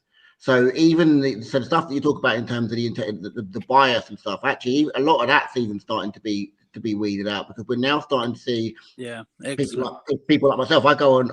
When I was on my UAFB course, we had female coaches, you had black coaches, you had coaches of all different ages, and you've got people that are all now learning off peer groups. And actually, the peer group now looks a lot different, and that does start to then shape people's experiences of how they perceive people from those backgrounds. Like I said, I've seen it myself. I've coached players. One of the best players I ever coached was a young Asian player, but he was also so academically bright that he just happened to be incredibly good at football. But his path for the most part was laid out. If he got an opportunity to go to an academy, would his parents have given him the opportunity? Absolutely, probably. Would there have been a choice to make it at some stage? Absolutely, probably. But the opportunities are there. But yeah, like I said, some of that comes down to attitude. But and it's the same with coaches. I mean, it started with the whole point about Liam Rosenior, but don't want to go into it. But yeah, but that's a brilliant point, Jason, what you just made. Because if coaches, like people like myself or other Asian people who love, like you guys said, love football, go into coaching, then they're more likely to not have a bias and give those Asian opportunity or recommend them, and then it filters through and goes upwards. So that's and it's not just black and Asian coaches. I also want to give a lot of credit to white coaches. A lot of white coaches that I grew up with that grew up in really diverse areas and grew up, and don't have maybe some of the biases that people diversity, some of the older generation of coaches. Also PE teachers as well, PE teachers from PE. It's also PE teachers as well, you've got PE teachers and stuff like that. They also it also grows from the school as well that you're in as well, and the culture that you're around as well. Depends where you live in it. It's different. I'm gonna tell you a funny story. I used to go Highgate Wood, and look at you. Year 7. Look at you, mate. I was, year 7 to year 9. The boys from my school used to go and rob them. Bro, I went there when it was rough. I went there in 1992, bro. So I'm showing my age. But when I went there, bro, you used to have nice put to your throat at lunchtime. Give me your money, bro. Like it was the people. But anyway, I'm digress. Year 7 to year 9, I went to every single training session. And when I come back in year 9, I thought nothing. I'll work my ass off. Yeah, the PE teacher, I remember his name was Mr. Burgoyne. I come back and I thought, you know what, this is not working because he's not noticing me. So I had a ponytail. I got my hair colored. I had some yellow, like, you know, those not yellow. I had some blonde streaks in there, like David Beckham at the time. And I had my hair ponytailed up. And he comes, oh, mate, are you Italian? You're really good, you are. Why haven't you ever come trading before? I got the left back role and I played left back and I was dead quick. I could do the 100 meters in 12 seconds. Was you left back in the changing room, Hugo? No, I was very, very quick. I couldn't cross, I couldn't shoot, but I was very, very quick and I'd always sweep up. But the fact is, like, he thought I was Italian. I just went with it. And that's when I got my opportunity at year 9. So yeah, it does start from the teachers. It does, because my Pakistani haircut didn't work for 3 years. Right, so what's this Gyökeres conversation? Right, Gyökeres. Moving on, guys. Good chat though, guys. Are we the best Premier League team, but with the worst Premier League striker? Just some stats for you. Out of all 33 strikers that have played in the Premier League, Gyökeres has lost the ball the most times. He's won the least duels. How are you feeling about Gyökeres? Will his game time be very limited now that Kai Havertz and Jesus are back? Well, this is something I've been thinking about quite a bit, obviously, and I've been speaking about it quite a bit. And it's a really interesting situation. Like, obviously, we saw Jesus come back from injury, and in 15 minutes of a few games, he did more than Gyökeres has done in entire 75 minutes. And then we saw Havertz come back from a long injury layoff. And if I'm honest with you, in 15 minutes, he did more than I've seen Gyökeres do in games. Havertz looked, for me, absolutely phenomenal the other day. I know it's against Portsmouth. The legs are tiring at the end of the game. You're bringing them off against a fatigued defence. But the way he put that ball through for Madueke and split that defence open, it's that insight that guy has. And the one thing that is concerning, and this is the point, right? I saw Odegaard pass that ball to Havertz. I think it was at least 5 times, maybe 10. He passed the ball to Havertz numerous times. He doesn't do that to Gyökeres. There's not that link-up play. Now, also, you do need to look off the pitch. Havertz and Odegaard, they are good mates off the pitch. They're missuses. They holiday together. They holiday together. Also, ballers know ballers, right? If any of you guys have ever played at a football club, like, obviously at certain levels, and there'll always be a couple of guys that aren't good enough, or there'll be guys that are really good. And when you're playing football with them, you know the levels. You understand who's good, who's not so good, and who's the best. Now, is this a situation at Arsenal Football Club at the training ground where these guys are legitimate ballers? Listen, we're top of the league, top of the Champions League. We all know the rest. I don't need to roll for it, right? Even I'll enjoy rolling for it. Are they looking at Gyökeres after seeing him with his touch not being quite right? Is that a situation? And that's why in games they're not passing it to him. And it could just be a case of, it doesn't work out. But one thing I will say, I'm going to be honest with you here. If Gyökeres plays, most games till the rest of the season, doesn't score another goal for Arsenal, but Arsenal go on to win the Premier League, I couldn't really care less, because whatever they're doing is working. That's it at the end of this season. It's about, listen, with 6 points clear in the league, we're in the position we've worked our way into. Like, we're literally clearly the best squad in European football. Now, something needs to happen. The money we've spent, the period of this process. Marty, what if we don't, though? What if we don't? That's the other side of the shoe. I'm not going to say I'm going to have a catastrophic meltdown and I'm going to be Arteta out. It depends in what context, okay? If we don't win anything, if we don't win anything, and he keeps playing I'll give you a hypothetical. I'll give you a scenario, because you've got to work with the scenario. Let's say we get knocked out to Chelsea in the over 2 legs in the Carabao Cup in the second leg or whatever. We get knocked out of the FA Cup at some stage, and we get knocked out of the Champions League before the semi-final. and we finish second or third in the league, then yeah, listen, the guy's head is going to be on the chopping block. And I think everyone knows that the amount of money is on the position. But I don't think it's really fair to talk about that now, because we're not in that place. It's we're as Arsenal fans, we're supporters. We support the players. We support the club. And it's like when you go into that job, right, and you've got people around you, if people around you like putting their arm around you going, come on, mate, let's do better. You know, we can do this, we can do that. And they're supporting you. You're probably going to perform a bit better at work, aren't you? You're going to feel a bit more settled in. But sometimes you've got to take someone out the firing line, Marty. This is my point. At Arsenal Football Club, you're always going to be in a firing line. It's simple as that. No. Yeah, look, you are. Gyökeres isn't working. It's not working. So Arteta should take him out. He should What's not working? Gyökeres up front. Why is it not working, mate? How many games have we lost with Gyökeres in the team? It's not about Hugo. Also, the games that we've won. So we'll give you Aston Villa. Hugo, you can't say it's not working. Arsenal Football Club is very much working right here, right now. Gyökeres is not working. No. Listen. It failed against Liverpool. I'm sorry, Marty. Listen. What we've got. I'll tell you what we're blessed to have. Right, I've just seen a comment. We're blessed to have 3 completely different player profiles of striker. In Jesus, you've got a silky smooth finisher. You've got a guy that can take the ball out of the sky. He can beat a couple of players. He can caress it into the top corner. You know, he's that profile of player. He's dynamic, he's lightning. Havertz has got some of that in him, but needs to be a bit more clinical. If Havertz was a clinical striker, Havertz would probably be one of the best strikers in world football. If he was putting away the chances, all of the chances he had, and he created, he would probably be one of the best strikers in the world, right? Now, Gyökeres, he's a battering ram. He's a very rigid...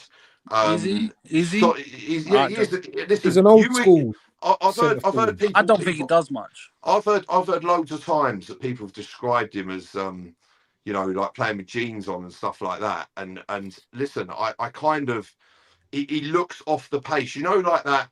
He looks a bit bewildered at times. He's like, he looks around. He's not shouting and screaming at his team, give me the ball. Which there's got to be an area of attitude, good attitude. I'm not saying give me like an Ivan Toney where he's berating the team, but I'm saying like, you know, I'm not seeing too much like intent from him. Like, you know, give me the ball, or sometimes he looks around the pitch and he's wide-eyed and he looks a bit lost, and he just looks a bit sort of, and he's running into the wrong spaces. Yeah, but Marty, why is that? That's the question. Why is that? Listen, don't forget as well, Jesus and Havertz have both been at this football club for a long period of time, so they know how the club runs. They're settled in fully, right? This time last year, literally. This time last year, there were people sending Kai Havertz death threats saying that his family should be killed. That was after the FA Cup game against Manchester United at this time last year, where he probably missed four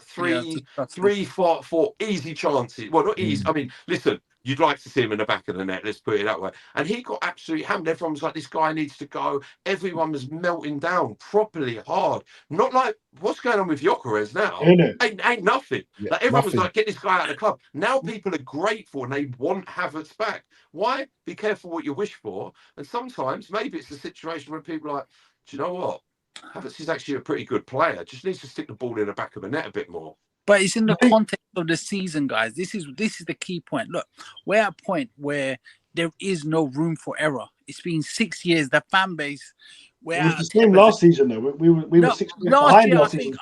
There was even less room for error. I would say this year. Yeah, but Hugo as well. Yeah. Last year there was the injuries, and that was the excuse. This year you've got a hell of a squad. Whether you manage it properly, there is no excuse.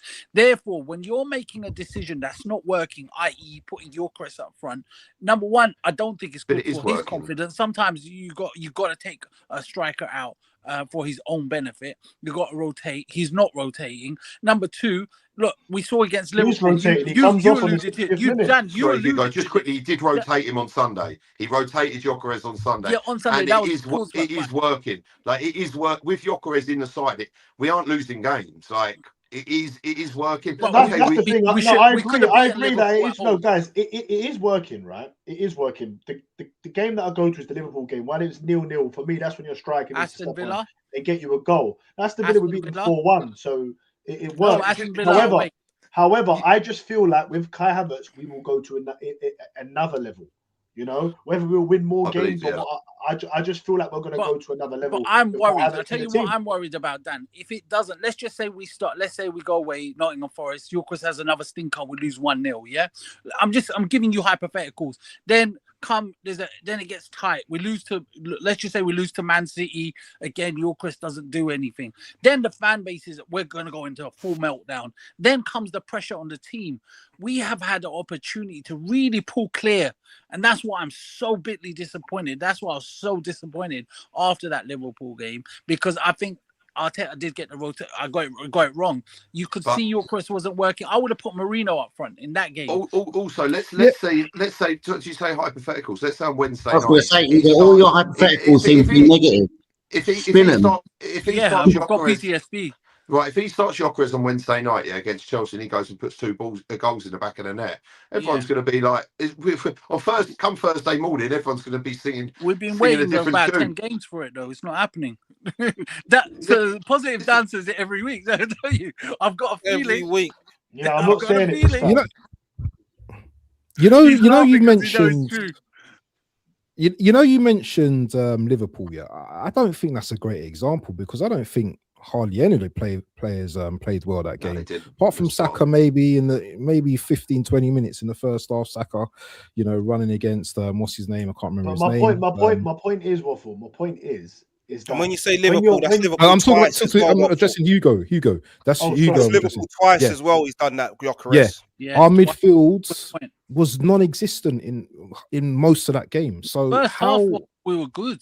We were good for the first 20-25 minutes. If we had a clinical striker, but first 15-20 minutes, we were good. But after that, Liverpool kind of came back into the game. They held possession. Exactly my point. It was difficult. Odegaard, go on.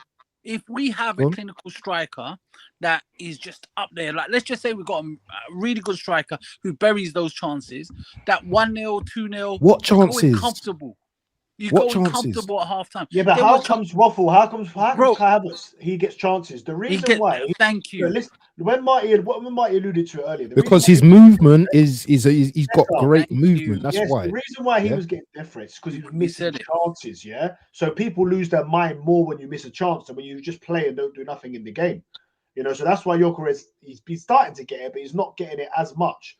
And if you look, there's a comment here. Someone said something here. Why not? Big up, why not? He's one of our first ever guys. Yeah. Why not? Yeah, watching us. He's saying, excuse me, Havertz was gifted 55 games, but we're turning on Gyökeres after 20 odd games. I think it's more than 20 odd games now. But with Kai Havertz, he was brought in as a midfielder, and he was getting slated, and it didn't work for the first half of the season. It didn't work. The second half of the season, he got one goal as a midfielder, a penalty that was given to him away at Bournemouth. Yeah. The second half of the season, after the Dubai break, he went up top and went on to score 12 goals. We scored 91 goals that season. And he had what season was that? 22-23 season? 23-24. His first season. Kyle's first season. We brought him in Declan Rice. He was terrible. He took Kai Havertz's position, played him in the midfield, and we were I think we were like 5 points off the top or whatever. It wasn't really working. He wasn't playing well. And then after the Dubai break, I think Jesus was injured or whoever it might have been. And then he played up top and he went on to get 12 goals. 2 goals against Chelsea, I remember, in a 5-0 win at home. A goal against Spurs in the 3-2 win. We were 3-0 up. He scored the winner against Brentford. He was scoring big goals, and if Gyökeres scores 12 goals from now to the end of the season, we'll all be over the moon. Absolutely. And we didn't win the league, and Kai Havertz missed a chance against Aston Villa. I think Arteta had Galaxy brain and put in midfield that game out of nowhere. When he was doing so well up front. So I mean, Arteta said give him 50 games, but Arteta's been more than fair with Gyökeres. He has given him game after game after game. He's been playing him because he believes Arteta plays Gyökeres because he believes he gives because there's been no option, Waffle. That's the only reason. If Havertz was fit, we wouldn't be seeing Gyökeres the way we've been seeing Gyökeres. Havertz is Arteta's guy. Yeah, well, Marino was. But I don't think he would be though, Dan. If Gyökeres was scoring, if Gyökeres had scored, if he was scoring. That was his opportunity. He was bought to replace Havertz up top. Let's be honest.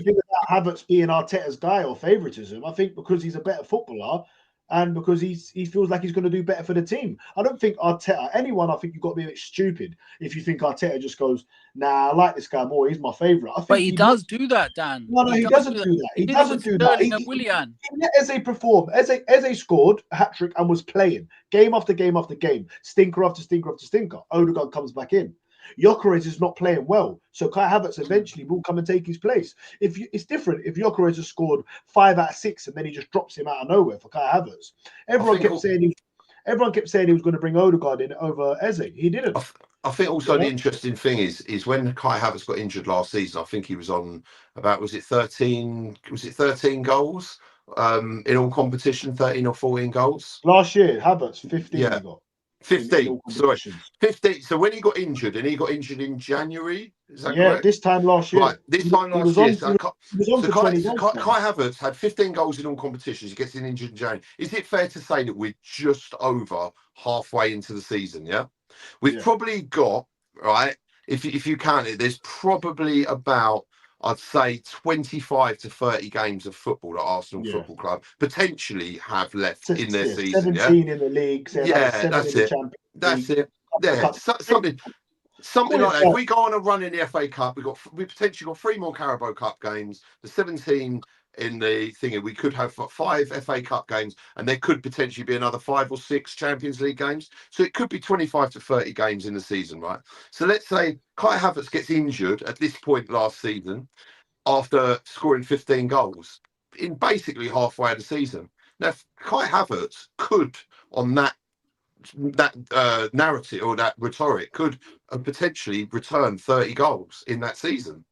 They're just talking about a completely different player. If he stays fit. If he's fit, 100%. If you can keep the guy fit.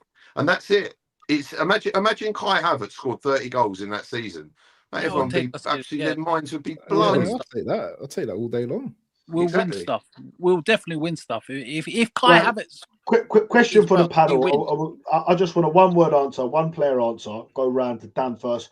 Champions League final. Kai Havertz is fit, fully fit. Gyökeres is fit. Jesus is fit. Who you starting? Come on, Dan. It's simple maths. He ain't got an answer. You know what it is. The panel knows what the answer is. Sackable offense. Kai Havertz. Sackable offense. Kai Havertz. In Dan's words, go on. Waffle. I can't answer that question because it depends on opposition. Hold on, politician waffle.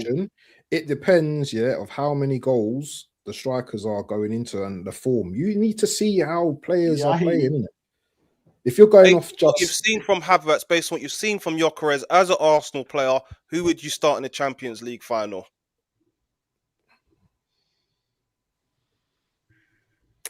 Just say it, Waffle. I know you want to, my bro. No, because I can't answer. I just haven't got a straight answer for that, man.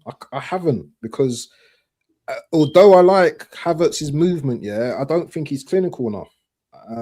Jesus as well. He's another one as well that just runs all around at times. Good technical player and stuff like that. He can finish every now and again. But would I trust him in a final? I'm not too sure.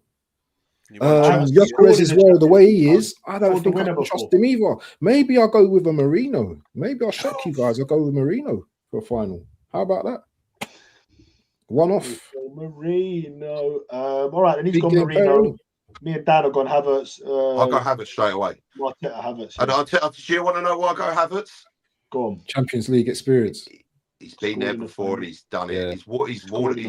He's been there, he's done it, he's got the t-shirt. And listen, you can't, that level of experience, if they're all fully fit, right, you need the guy that's got the experience in, that's one thing. We've got a fairly youngish squad, and experience is everything, especially in these big situations. And you've got to think the Chelsea team that Kai Havertz did it for was not probably prime Chelsea. And that was a clinical finish. It was the only goal. It was the goal that won the game. And you need your guy in there he's gonna fancy his chances. So that's why I go for him. I think potentially from what I've seen with Victor Gyökeres, this might be a slight level. It might be a bit of a reach. But then listen, if Gyökeres goes on and for the rest of the season and bangs in 20 goals, yes, That's not going to happen, guys. Sorry to say it. Well, why are you saying it's not going to happen? Just say it is a possibility. If you're saying it's not going to happen, that means you don't want us to win the league. It's going to happen. No, it's not. It's based on evidence of what I've seen and based on the numbers, what we've seen him outlay. Yeah, if we take away his penalties, he's on course to score 7 goals this season. That's what he's on course for. If he scores 7 goals and we win the league, no one cares. I'll be happy. Stands back in the building. I would choose Eucharist in the final, but my reason is what? Hold on, Eucharist. What's going on? What's going on? Wait. Hold on. Look, listen. Only Robbie knows. Robbie Lyle knows the reason. It's the weirdest reason, and I don't want to say it here. But I'll tell you guys after the show. I'll choose Eucharist in the final.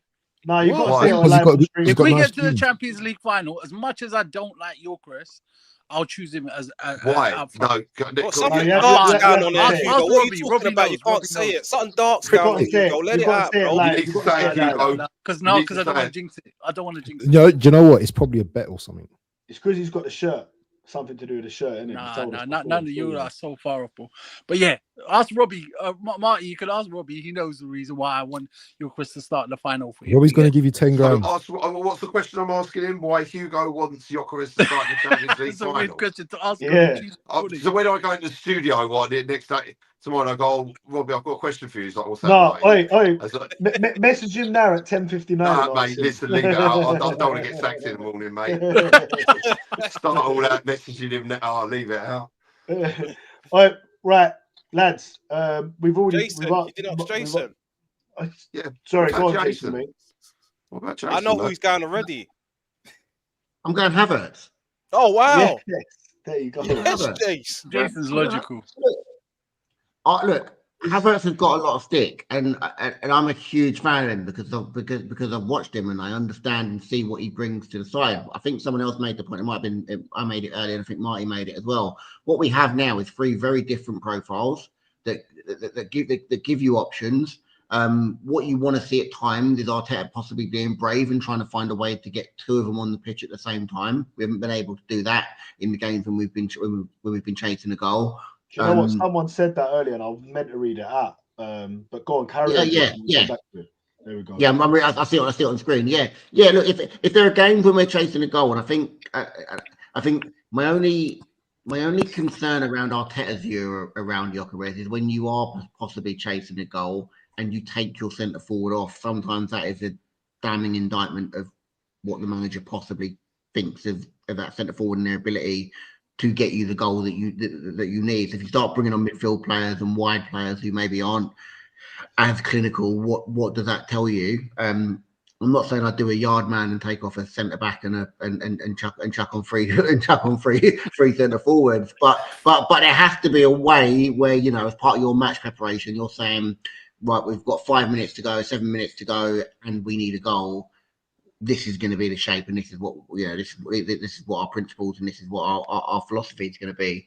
And I'd like to see that when you've got those players, how can you find a way to get more of them on the pitch to affect the game when you want and need to affect the game, but also maintain that balance. Good stuff. Yeah. Shall we move on to the Chelsea game, Dan? Yeah, let's go to the predict what lineups people would go for, what they're predicting. Let's do it, man. Just quickly, can I just end this thing on the Gyökeres thing? Just saying last thing. There's beginning of the season, everyone's thinking we're all going to be running around doing the Gyökeres mask. Oh, we'll never forget you lot's video. All season, and it's going to be like a thing. But it's just not really taken off, is it? No, it's not happening. Not because he doesn't score. We all want to. I know, that's what I mean. And do you know what I've kept saying though? All it would take is like a big goal in a big game. But the thing is though, now I believe he could get a goal against tomorrow Chelsea last minute, and he still wouldn't catapult him to do any better because I just don't think he's an Arsenal centre forward. And I'll try to be as positive as I can about everything. Even if he scored against Chelsea and then he got one against Forest, I reckon I wouldn't be confident he's going to carry that on.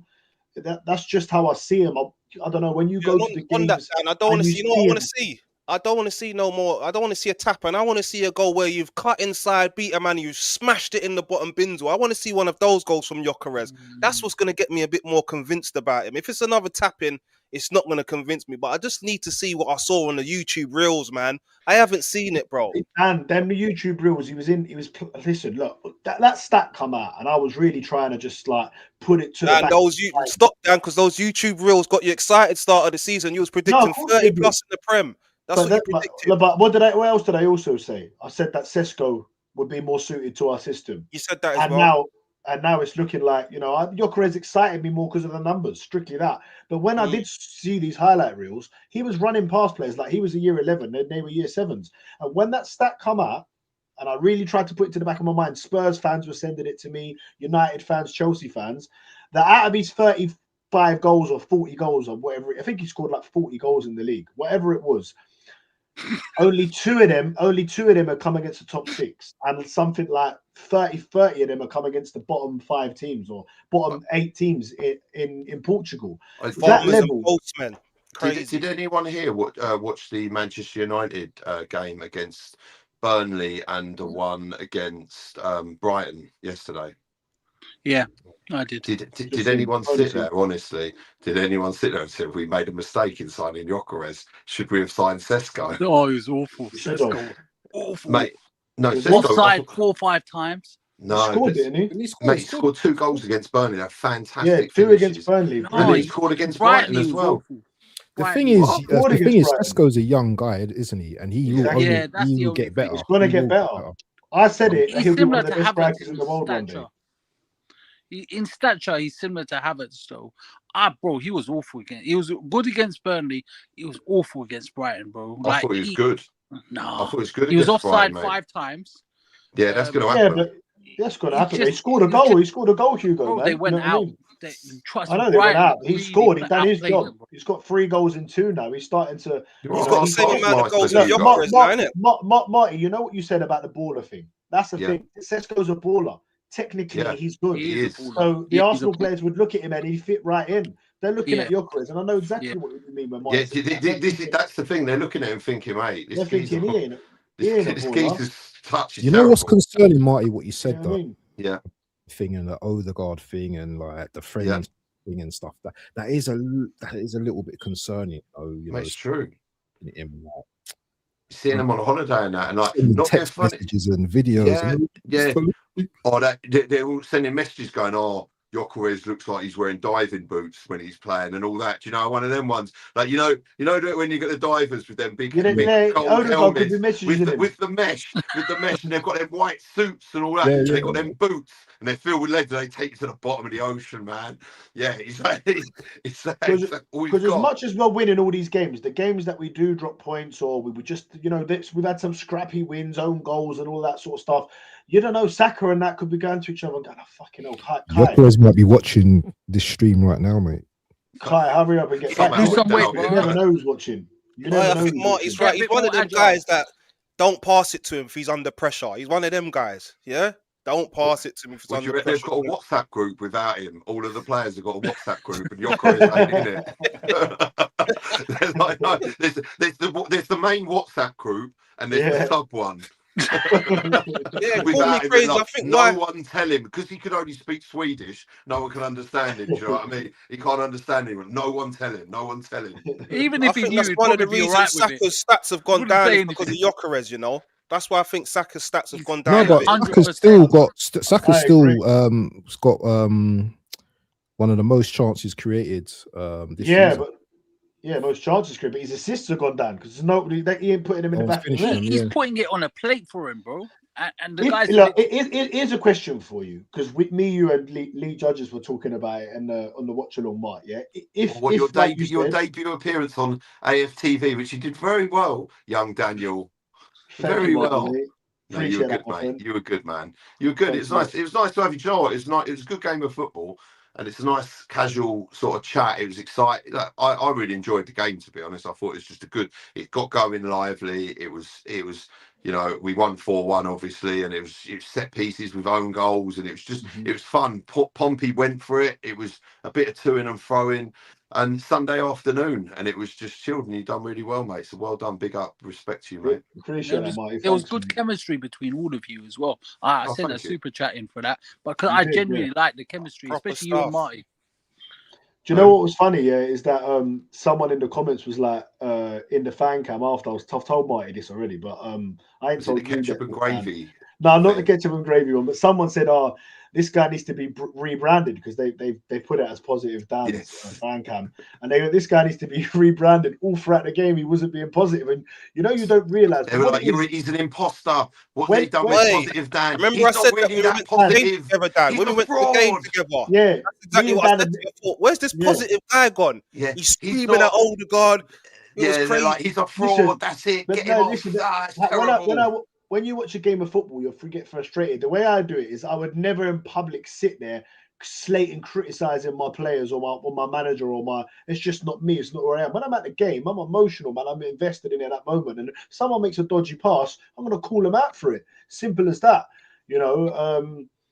Yeah, I think listen, it's two completely different things. When you're watching a game, it's a unique experience. You're watching it with no sound. You're live to a lot of people. So, any silly moments of you running around the room going, or that, everyone sees it. And it's there recorded. So, you do have to be sort of mindful of that. Yeah. And don't want to make any blunders and talk about Lillian Phillips and that. That's it, yeah. And do you know what? On the first goal as well, when I went Bournemouth have scored. Bournemouth for 1-0 up. And then you said it to me on the phone again. You said it to me on the phone again. I went, Mark, you said it again. And I was like, it was because obviously the other week and obviously South Coast side. But luckily, you didn't say Southampton. Yeah, no, I know.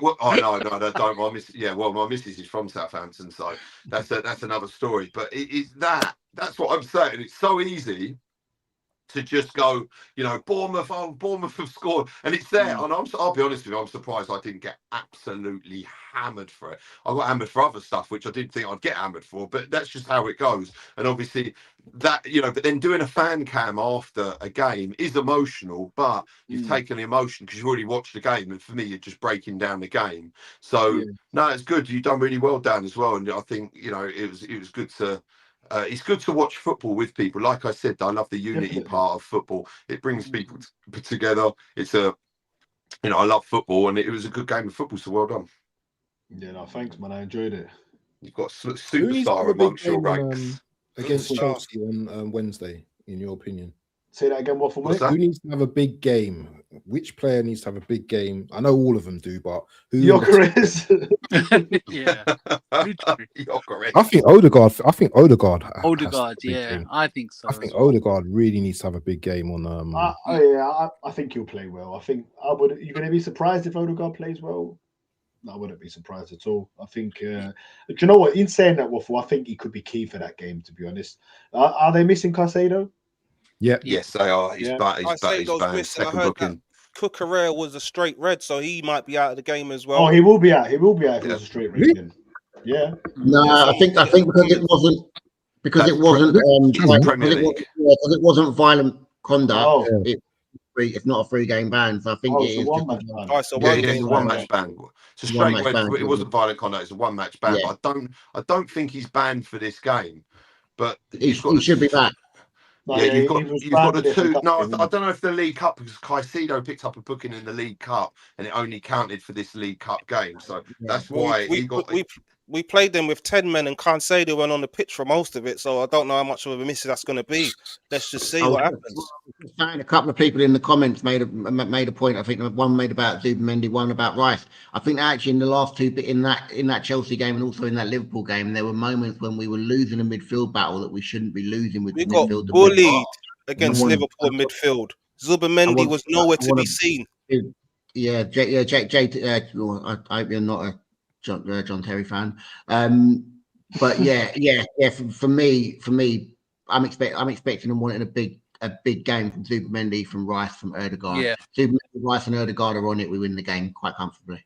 Right, we're going to wrap up soon, but first I just want to ask each person in the panel. I think it's pretty obvious, but we'll still ask the question. But what game is more important? Dan, we'll start with you. Wednesday or or Saturday against Nottingham Forest? I think they're both as important as each other. If I'm being honest with you, I can't really say this game's more important. Both of them are very important games. So we need to be. I mean, the Chelsea game is 2 legs, ain't it? So if we got a draw there, it wouldn't be the end of the world. But in terms of getting the win, it's Nottingham Forest. We must win against Nottingham Forest on the weekend. Build some momentum. Get back to winning ways. So how would you go with the team? He's already rested 10. Would you play the? I'll treat the it like same, a Champions League 11? week, Dan. I'll treat it like a Champions League week, mate. That's what I'll do. So Go strong in both of them. So would you play the same 11 in both games, or just change maybe one or two? Maybe there might be a couple of twinges here and there, but more or less it'll be the same team. Maybe there might be a Martinelli for a Trossard, albeit I would start Trossard. Give us your starting 11, Dan. For what? Chelsea? Yeah. Gabriel Saliba, Ben White right back, Timber left back. That's what I'll be going for. Goalkeeper, Raya. Then it'll be a mid. You're playing Raya, even though Kepa's played all the other games, yeah? You play Raya, yeah? Raya's going Raya. I'll play Raya, especially after that save against Portsmouth. No, look, this is a good question because me and Marty were discussing it on the watch along as well. I mean, I think Kepa plays, but I think if we get to the final, he'll be ruthless and he'll play Raya. Yeah, I'll put Raya in there. He's got his gloves wet. He didn't do too well with that save against Portsmouth, so I'll be putting Raya back in there personally. In the midfield? Declan Rice, Odegaard, Zubimendi, and then I would be going Trossard, Gabriel Jesus, and Bukayo Saka. That's what I'll be doing. Yeah. Gyökeres, you can come on at 60 minutes, my friend. I think I would go with the same team, but I'd start Martinelli. And maybe I would play Kepa. Yeah, I would start Martinelli for sure. The rest of the team, I'd probably go. I'd probably go the same. You wouldn't start Gyökeres, no? This could be the game for him, Dan. No, I wouldn't start him. I'd start Jesus, and I'd bring Gyökeres on. Do you know what? Do you know what? I might even start Marino up top. He scored against them last time as well, didn't he? That's why I said Marino, definitely. That's a good shot, actually. For me, it's Marino. I would go. I don't know why. Something just says to me to go Jesus against Chelsea. Waffle, what you saying, bro? Same team, but I'm putting Gyökeres in straight away. You starting Martinelli, yeah? When he scores on Wednesday, yeah, I'm gonna text both. Oh, Waffle, stop it! Dan said that 10 times. You know, he said it 10 times. It's never come. He might. Dan, you're gonna be the first to get text. I'm gonna message Positive Dan on Instagram, and Hugo. I don't know how I'm going to get to you, but I'll find you. See me next Monday. Maybe I'll go to Highgate and see where you're at. Highgate would. Not the posh one. I'll message you off my number, Waffle, wouldn't it? So you can get at me. Listen, I hope nothing more that he scores, man. Marty, what are you saying, my bro? What am I saying about what's the bigger game? Or I'll go with. Do you know what it is? I think the Chelsea game's a bigger game in occasion wise. This is Chelsea, Stamford Bridge. It's Wednesday night, League Cup semi-final. It's going to be under the lights. It's going to be, we haven't been in a semi-final. But if I said to you, all right, Marty, if I said to you, you can win one and lose one. Which game are you? Well, I'd lose this one. I'd win the Forest one. Then I'd go and win it at the Emirates. Exactly. It's a two-legged game. Do you know what I mean? So you don't need to win this game, but it's good to win this game. You don't really want to lose it. You don't want to draw it, of course. I'd go with Kepa, Timber, Saliba, Gabriel, Miles Lewis, Skelly. He's got to play. And then I'd go with Rice, Zubimendi, and Odegaard, Saka, Gyökeres, and Martinelli. I think I would start with Martinelli, and I think that's what I'm going. Definitely Gyökeres. I don't want to see Jesus starting another game, getting into that. It's just ridiculous. He started against Portsmouth, and then you start him against you start getting dangerous territory, and this guy will break down. He'll end up being out for another year. So you've got to use him sparingly. If anyone wants to come on, I'd bring Havertz on. It's That's a good point. it's the point. You need to manage his, or you've got options. If it ain't working out with Gyökeres after 60 minutes or 65 minutes, hook him. Don't forget you can bring Jesus on. You can play him on the left hand side or the right hand side. He can play across the front three. You're not pigeonholing that guy. And you've got Havertz as well. So listen, you can completely change the system. If after 65 minutes and Gyökeres is toilet, and even Martinelli's not doing the business, bring Jesus on, bring Havertz on. Which he will be toilet starting again with 10.5 men again. I'm sorry, Dan, 10.5 men. We're starting with 10.5 men minus again. Dan. Sorry to Minus say, degrees. 10 minus degrees, Dan. That's what I'm gonna call you. If you Dan, It's cold outside. It's Dan. It's Dan. no, let's get this right. I want him to do right. That's I want him to the do weather's well. Dan. Look. I'm not against Gyökeres, but I'm just saying, I just believe we're starting with 10.5 men every time that guy starts. That's it. You're gonna get the Gyökeres out banners out soon, Dan, at the games. Say that again. You're going to get the Gyökeres out banners out. No, I'm not going to need that. I'll lend him it. Havertz will do that to him anyway. That's all right. You know what? The only thing is that he's starting up against one of the worst centre backs in the Premiership in Badiashile. Badiashile is awful. He's dog shit. So if Badiashile's playing, Gyökeres might do all right, because Badiashile is very. Listen, I just want the ball to fall to him and him to just smash it in the net. He did have a chance. Was it against Everton? And he hit the bar or the post, the outside of the post. I just want him to smash one in, man. And that one where he should have robbed the goalkeeper. That wound me up a little bit. That one. Yeah. What about the shot against Brighton where he just tapped it to him? Come on now. That annoyed me. That's confidence. That is confidence. That is. Can I ask a question? Can I ask you guys a question? I'm sticking with Gyökeres, man. Have we got Chelsea, Forest, and then Chelsea again? Is it next week we've got Chelsea again? It's not. It's Chelsea, Forest, Inter. Then we've got Manchester United. Then we've got Chelsea, I think. So yeah. I'm going to go Gyökeres as well, actually. I'm going to go Gyökeres as well, actually, because you're right. Jesus is, he's just come back from an injury and all of that, and he just played 90 minutes. He was all right. He made a good pass. Probably able to play Reece James in the midfield as well, I reckon, as well. Play Reece James. James, Jason, did you tell us your lineup, Jason? Me, I think mine's basically the same as Marty's. I'm definitely going Raya in goal. I know Kepa's. I said Kepa in goal. Oh yeah, me and Marty went for Kepa. I'm going right. I'm going Raya in goal. I'm going same back four. I think you play Lewis Kelly.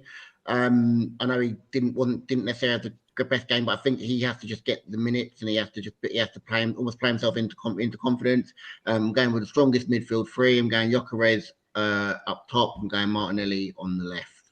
Jason and Marty, isn't that such a big risk after we've seen Skelly's clearly off the pace?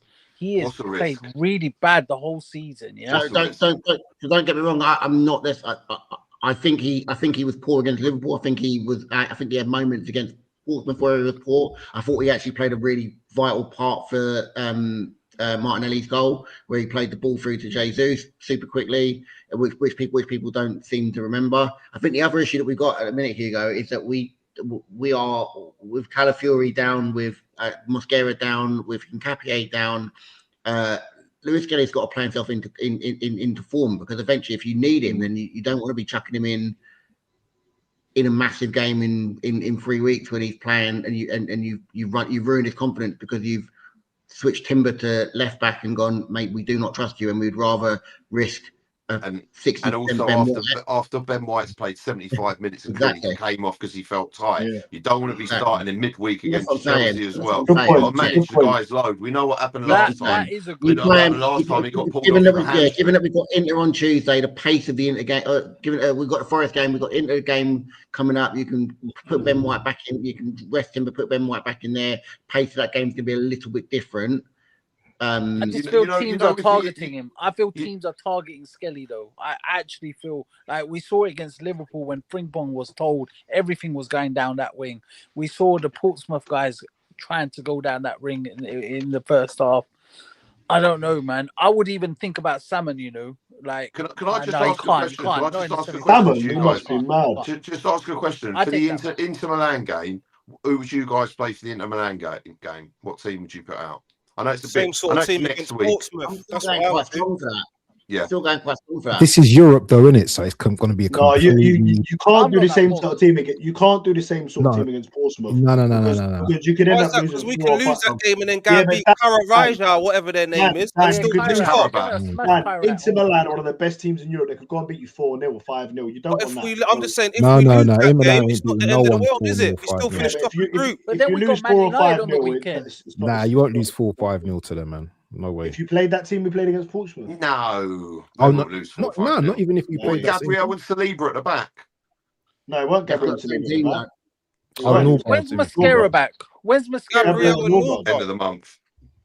I don't know. I wouldn't be making 10 changes against Inter Milan. I know it's a nothing game and we'll guaranteed top or second or whatever.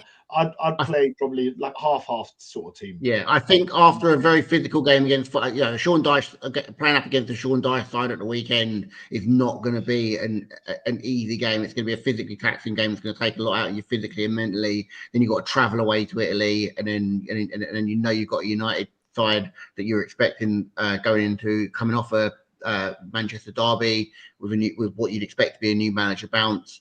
And they're going to want to take that forward. They've had a very disappointing season, and they're going to want to start trying to show something to the fans, and we've just got to silence them. But I think we've got the squad now where we can start to make 2 or 3 changes in those games, and it shouldn't really make that much of an impact, and we should still be able to get through. That team against Portsmouth was quite strong, you know. Yeah, it was 10 changes though, Dan. There was 10 changes. But we've got strength in depth. We still had Gabriel in there, Katie Martinelli that you wanted to start on Wednesday. It's still quite a strong squad. Yeah, no, I hear you, bro. I hear you. I hear you. You're right. We have got a strong squad now. Listen, guys, we've got 48 likes. 2 more. Get us to 50, please. Get to 50 likes. That'd be amazing. Hit it up, man. Let me like the shit. I think I liked it anyway. I'm worried about that Forest game, though, by the way, guys. Right, I'm really worried about that. Yes. To end the show, we're going to do our scoreline predictions for Chelsea and for Forest. So, and you can give a little briefing why, and then listen. You guys are giving me nearly 2 hours and 20 minutes of your time. I want to thank Waffle, thank Hugo, thank Marty, thank Jason, thank Dan, and just thank everyone who's been in the chat, everyone who's liked, everyone who's written a comment, good, bad, negative, whatever it's been. Thank you all. We're only a small channel. Help us get to 2K subs. You will help us all get monetized. So we very much appreciate that, man. And appreciate everyone watching. Voice in JT as well, who's one of our members. Don't worry, Mark. I've already sent it to you, Mark. Big up yourself, JT, every time, man. He's a member. Yeah, big up the 2. I think there's 2 guys now that are members, JT and Jamie. So thanks a lot. It really, really, really helps us and encourages us to keep bringing the shows, man. So thanks a lot, man. Appreciate that, man. He said that the Chelsea leadership apparently said they won't be taking the EFL Cup series. Yeah, look, I don't listen. I don't believe that one bit. Chelsea don't have many chances to win a trophy. Yeah. Agreed. Can I just ask you guys a quick question before? Sorry. Go on. Is this month a defining month for the rest of the season? Yes. For me, yeah.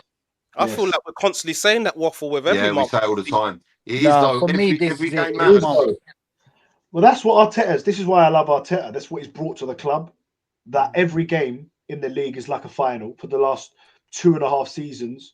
You know, these big, all right, we've not won the semi-final yet, but we're here again. Every game is crunch. You know, when you wake up in the morning, you know, it's on your mind. Like I've been thinking about this Carabao Cup game for the last couple of days. I've been thinking about it more than the Portsmouth game because it's such a big game and it's a chance to win a trophy. You know, and every league game, you wake up, you're buzzing. You know, I remember going to games and chasing the top 4 just isn't the same. Oh, are we going to get 4th? If you even when you Let's be real. Even over those years with Wenger teams and Emery teams or whatever, if you made the top 4 or top 5, you knew you weren't going to win the Champions League. So it was nice to get into the top 4 and to be in the competition with the big boys. Now Champions League games that must win, and every Premier League game is like a final. It's like we've got 38 FA Cup finals. So I think times have changed. Yeah, and Arteta's changed all that. We're in a privileged position, and I think some people are disrespectful and right out wrong and just very ungrateful people, man. Seriously. I think that, all right, Dan. All right, mate. I think the thing with the defining month is, it is, because if you lose to Chelsea and draw to Chelsea, and then you lose to say but you lose to Manchester United and you lose to Leeds, then that 6 point that 6-point lead goes, then obviously then you roll into February. Then that's all on February. Because then if you lose a couple more Premier League games, City go above, you lose the Champions League knockout game, you're out of that. You lose the FA Cup game, you're out of that. So as the Marty, season, what are you doing to me? Are you gonna make me? You're hurting my head. I'm just saying. The pressure only heightens from now until the end of the season. Yeah. This is why I love when it gets into the latter part of the season, the business end of the season, because the pressure heightens, and this is where the meltdowns come. This is where you see fans absolutely melting down. I'm feeling and they're it already. losing their minds over situations, decisions, games. Who didn't score this? Who didn't score that? And it's intense and it's great, and that's why we love football. Peak AFTV to come. Peak AFTV to come. Big up Lee, by the way. That's my boy. 5K subs by the time we win the league, Dan. That would be absolutely amazing. And maybe Marty's right, if things get more tense and these shows may get more tense, so we might just run away with it, hopefully. JT, big up. He says big up to you guys. I'd rather support you guys grinding out, making it work with your jobs and shit than the big boys that already made it. Love for that, JT, man. Come on. Appreciate that, JT. Each and every time, man. And Jamie Arsenal, another one of our members. Every game is defined in now. Siege mentality needed. Go game by game, tick off win by win, and hopefully 100% have some distance in the home straight.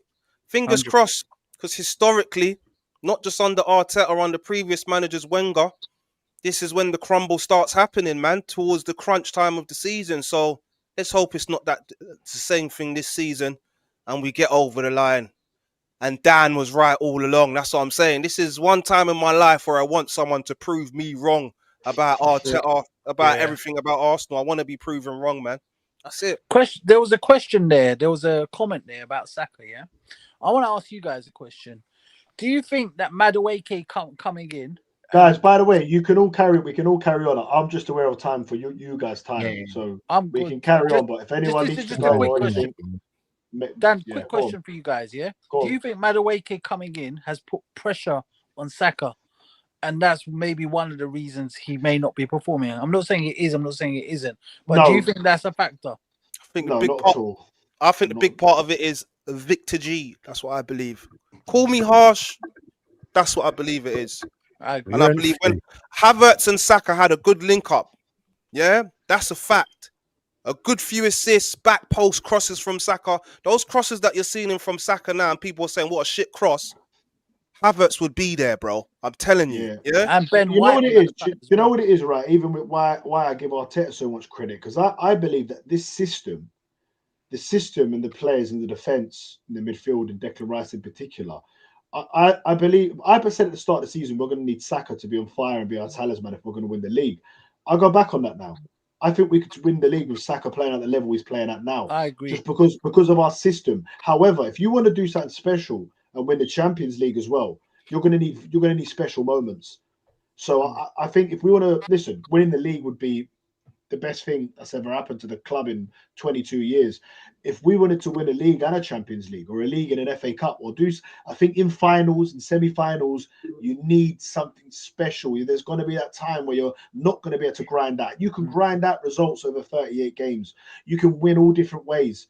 But when it comes to them big games in the semis against Real Madrid, against a Barcelona, or like, for example, even Chelsea tomorrow, I feel like you're going to need...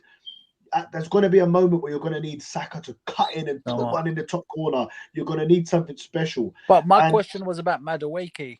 I don't think Madueke is the reason he's not performing at the level that he's used to. No, I'm finding it hard to put my finger on it. What I think is that we've got more players now that are stepping up as well. You've got Trossard is playing really well. Martinelli's our top goal scorer with 11 goals. Eze's been in the team. There's more options. I do think Gyökeres has perhaps not getting the best. That does Saka trust him? You know, they've only just started playing together, so their understanding is not as good. How many times the exact cross what Dan referred to, Saka put that cross in so many times, Havertz would get on the end of it. Yeah. So look, Saka with the injury, is he going to become the same player that he was? Because only 2 seasons ago, he had a 20-goal season. Saka was nothing short of phenomenal. Halfway through the season, before he got injured, he was on for 20 assists last year. So let's be honest, Saka's not really he's not been bad, but he's not been the outstanding Saka The that we levels know. that we know. It is a very. I would like to come to Jason on that because Jason's quite as good intellect when he talks about these sort of things with players and that. So just if everyone's all right to be here for the next 5 or 10 minutes, Yeah, cool. No problem. how do you feel about Saka? What's your thoughts on it, Jason? What, the Saka Madueke? No, just Saka in general not performing, or if I don't know, you might not feel like that, but I feel like he's not performing. It's not the Saka that I know anyway. He's having moments. He had 15 minutes against Liverpool. I know we used to play all out to the right, and everything kind of used to go through him. Maybe it doesn't so much now because we've got more of a variety in our team. But how do you feel? What do you think's going on with Saka? Is it the injury? Is it the different options we have, or I'd just like to know your thoughts on it, to be honest. I think there's a couple of things. I think that when I think about Saka, the affinity that I have with Saka is when this club was in absolute mud, and we had Saka and Smith Rowe, and they were the two that got us through. And you're going back 5 or 6 years, and what he's done for the most part is pretty much carried the club for the last years. He has. There's no doubt about that. But what's exactly. gone? Exactly. And I think when you think about how young he is mentally, that's got to be quite an actual. It's got to be quite an onerous task in terms of what you're asking for someone. One of the things. No, I think we've lost him there. Or is that my internet? There goes Jay's internet. Concerned about Saka is it's gone. But does anyone else want to elaborate on the Saka thing until he comes back? I'm going to come from a different angle. Yeah. Mm-hmm. I don't know whether the pressure of this big contract has been playing on his head throughout this season. I'm not saying that that is everything, but it could be one of the factors. Saka's a good player, yeah. We all know this, yeah. He excels, when the other team, when all the rest of the players excel as well. He even looks better. And he's one of our best players at Arsenal. I know people that are quite close to him on a personal level. And he's happy at the club. That's all I got to say about that. It's just time to do a deal, isn't he? Yeah. I just think that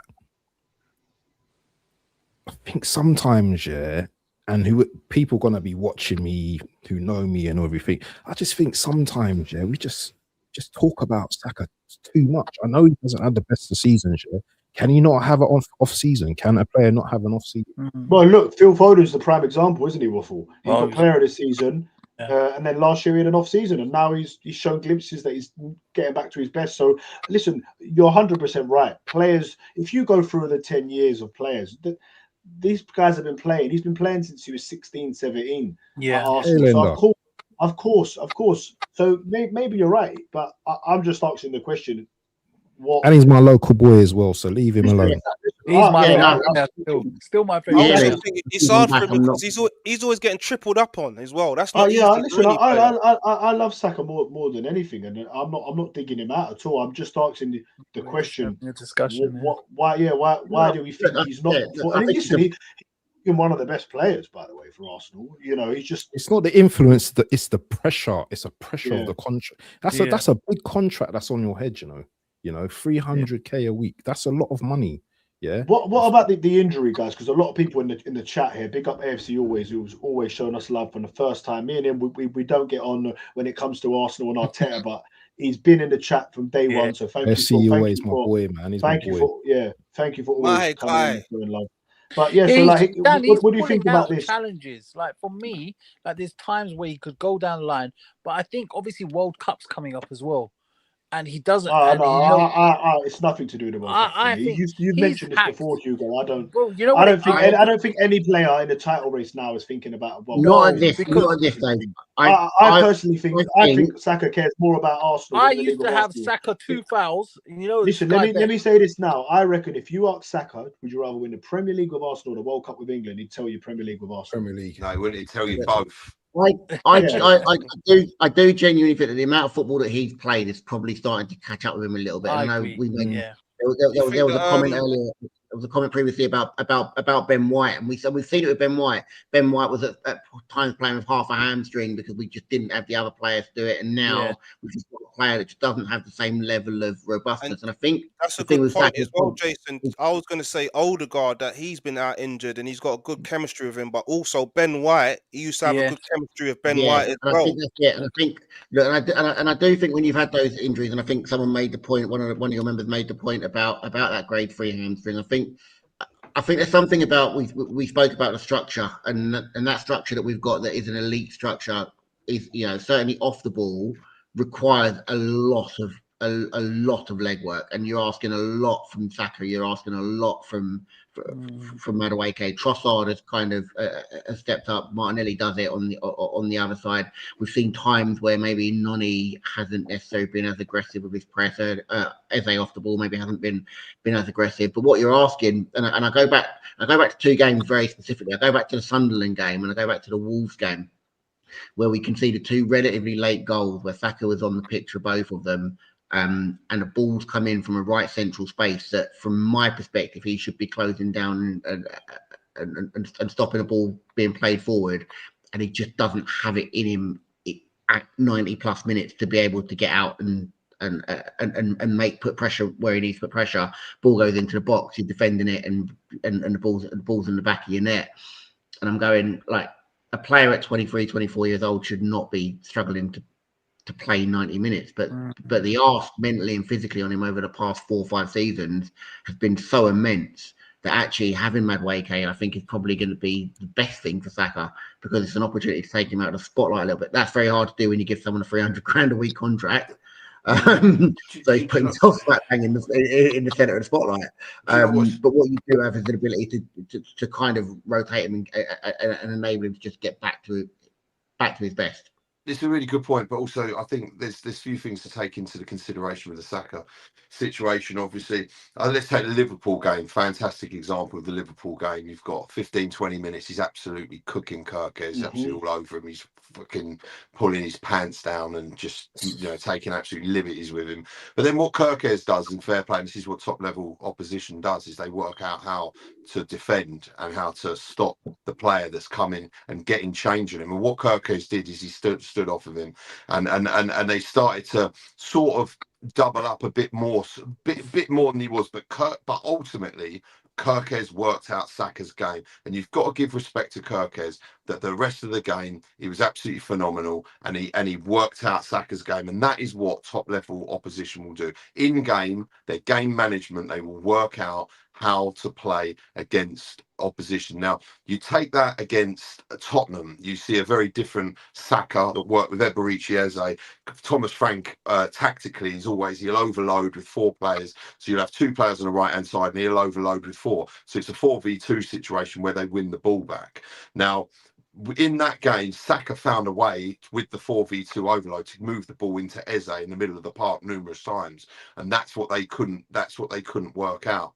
Now, Saka gets doubled. That's another scenario. Now, Saka gets doubled up in games, and that is also when you're doing 90 minutes and you've got 2 guys on you. If you go one way, you might beat your man that way, but then there's someone else straight on you. Over 90 minutes, naturally, that will get tiring. And like Jason said, obviously having Madueke as a backup, I think Arteta needs to be a bit braver maybe with Saka, and realise when he's flagging a little bit in a game and hook him, because he's the star boy. And obviously, you know, if he takes off Saka, he's a dangerous player. He can get you goals, he can finish games, beat teams. You know, you take him off too early, you could be stopping a match-winning performance. So it's, you know, I've just seen a comment, top players get double, tripled up, lads. Look at Yamal, etc. I've seen Yamal have absolute stinkers because he's been doubled up. That's my point. That's exactly my point. When he played against Chelsea, if you watch Yamal against Chelsea, he was out of the game. He might as well have been down a pub. Like, because that guy was just not in the game whatsoever. And that's the point. And listen, Saka performs, you know, players get worked out. He has come back from a serious injury. Sometimes he gets it right, and he did against Liverpool in the first 15-20 minutes, and other times he won't. Do you think he's become a bit predictable now, Marty? I say, listen, you know what he's going to do. You know he's going to cut outside. It's like with the Ben White, the overlap. He's going to cut inside. He's going to cut outside. He's going to try and get in behind you and put them either. If he can't, if he can't get the shot off and put it past you, he's going to put the ball in the middle. And that's what he does. He'll jockey you outside. He'll pick up the ball. They'll recycle the ball and they'll pick it up and he'll jockey you. And then if he can find a way inside or outside or a cut inside, and he'll shoot with his left foot. And that's it.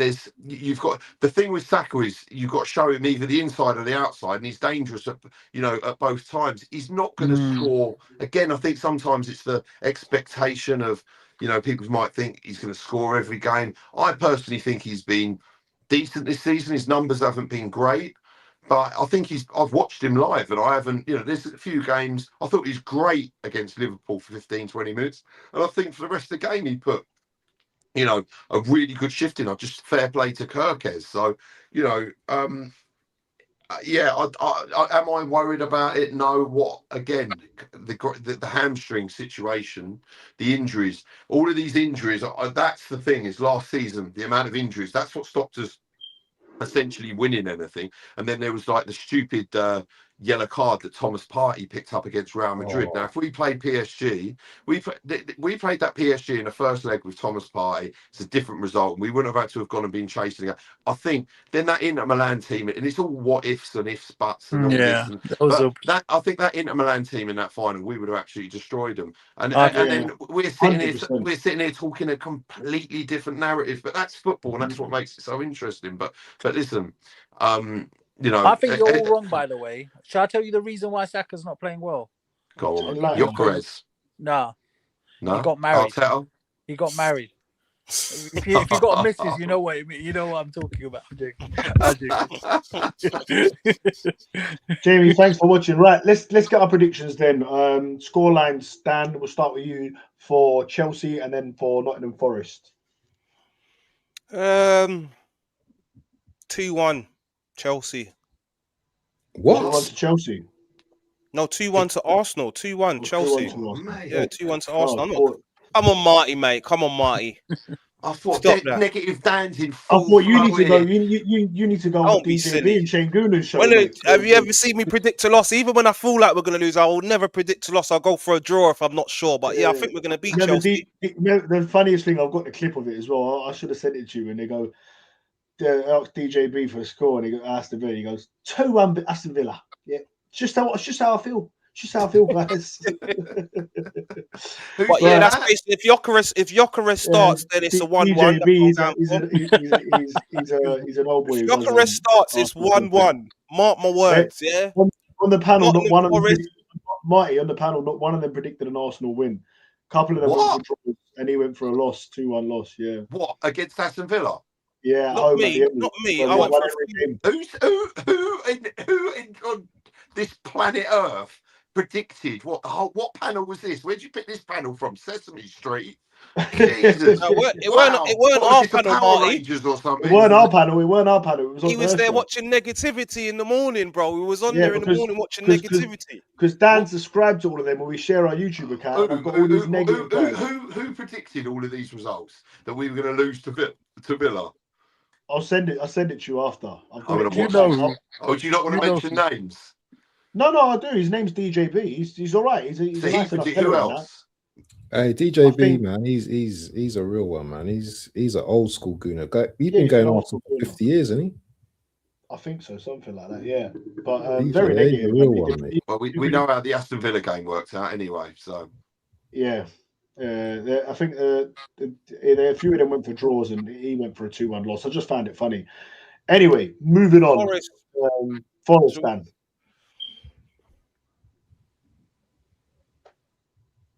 3-0.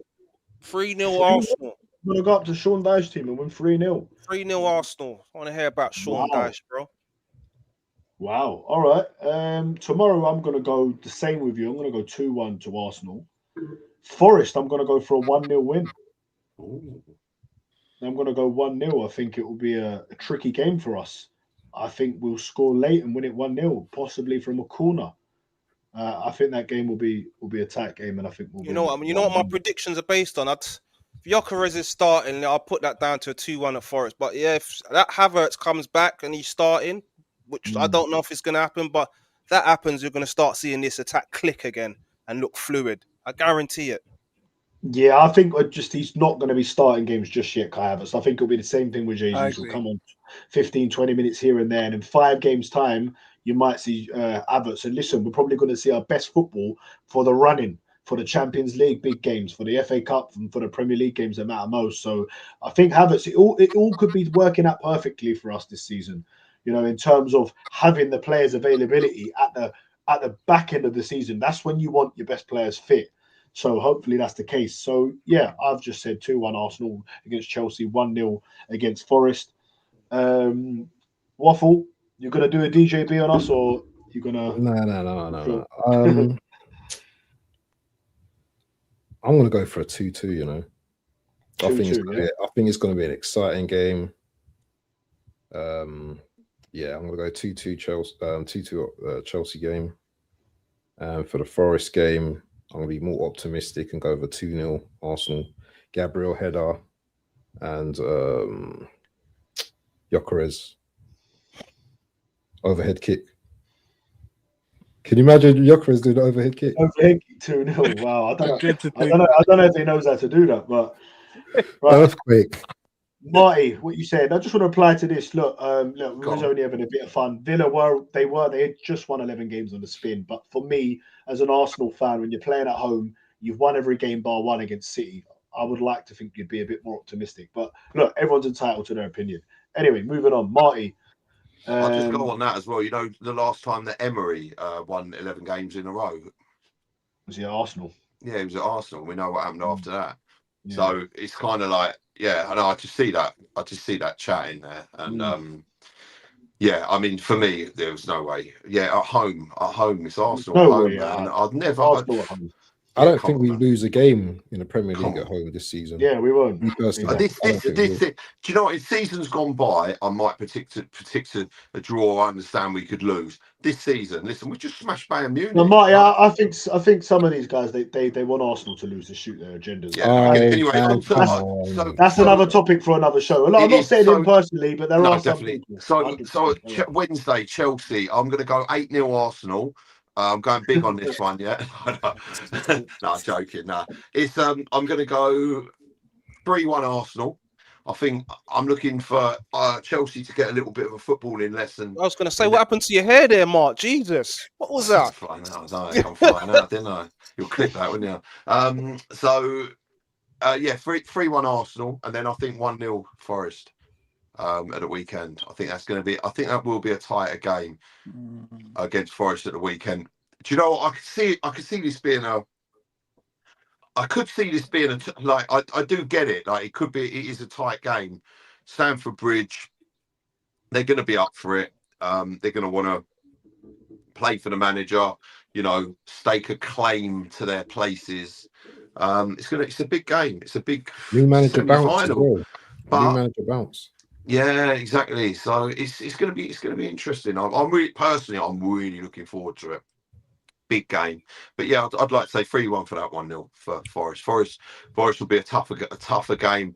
Away at the City ground, it's a top ground to go to, and it's a tough place to go to. Obviously, their form hasn't been that great, but they need to avoid the drop. So, yeah, man.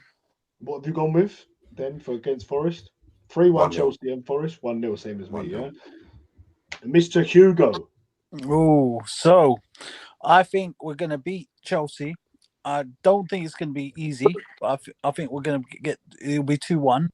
However, and it's not me being negative, but I don't think we're going to beat Forest. I think that's going to be a draw.